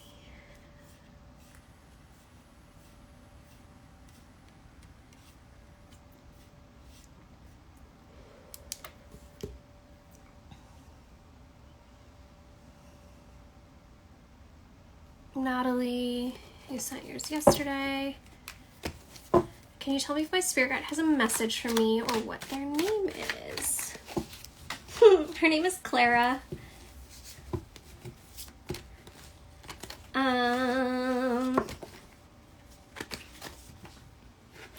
She's kind of got like an Old West vibe. You know who she reminds me of? Patricia Arquette in Holes. Clara reminds me of Patricia Arquette in Holes, like a woman who exists outside of the social norms. And she says she wants you to be bold and take action, even in the face of fear. Ooh, she's got an accent. I love her. A little twang. So Clara. I love that. Thank you, Natalie. Okay.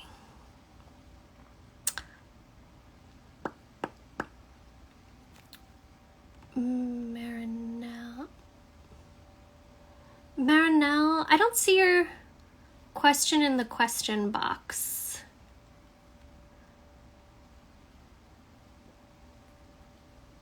Did I get to it earlier today?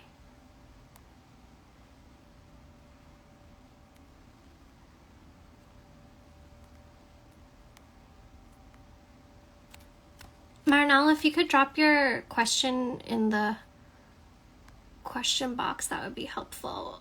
Magical Herbalista, we took a little break from the podcast because we're tired. We're tired, and then we'll probably revisit in the fall. Let's see what else. Art by Jev. See what spirit guides come forth. And do they have any messages around love? Let's see what spirit guide comes forward.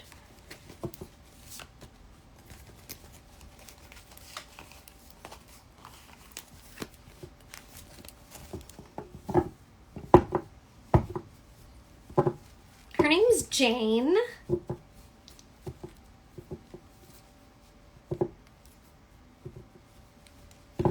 She's a dancer, ballerina, professional, Paris Ballet. She's your spirit who assists you in matters of love, intimacy, romance. She really likes the color red and blush, of course. And she's encouraging you to turn your nightstand into an altar of self-devotion. An altar of self-devotion. And it feels like the work you two put in there together is going to support you in your desires when it comes to love and romantic connection.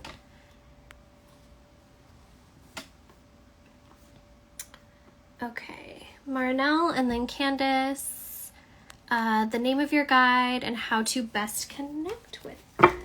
Okay.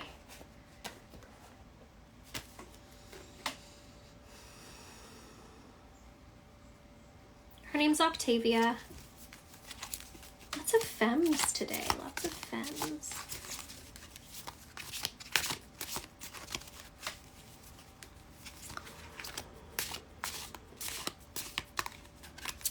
She's a mystic.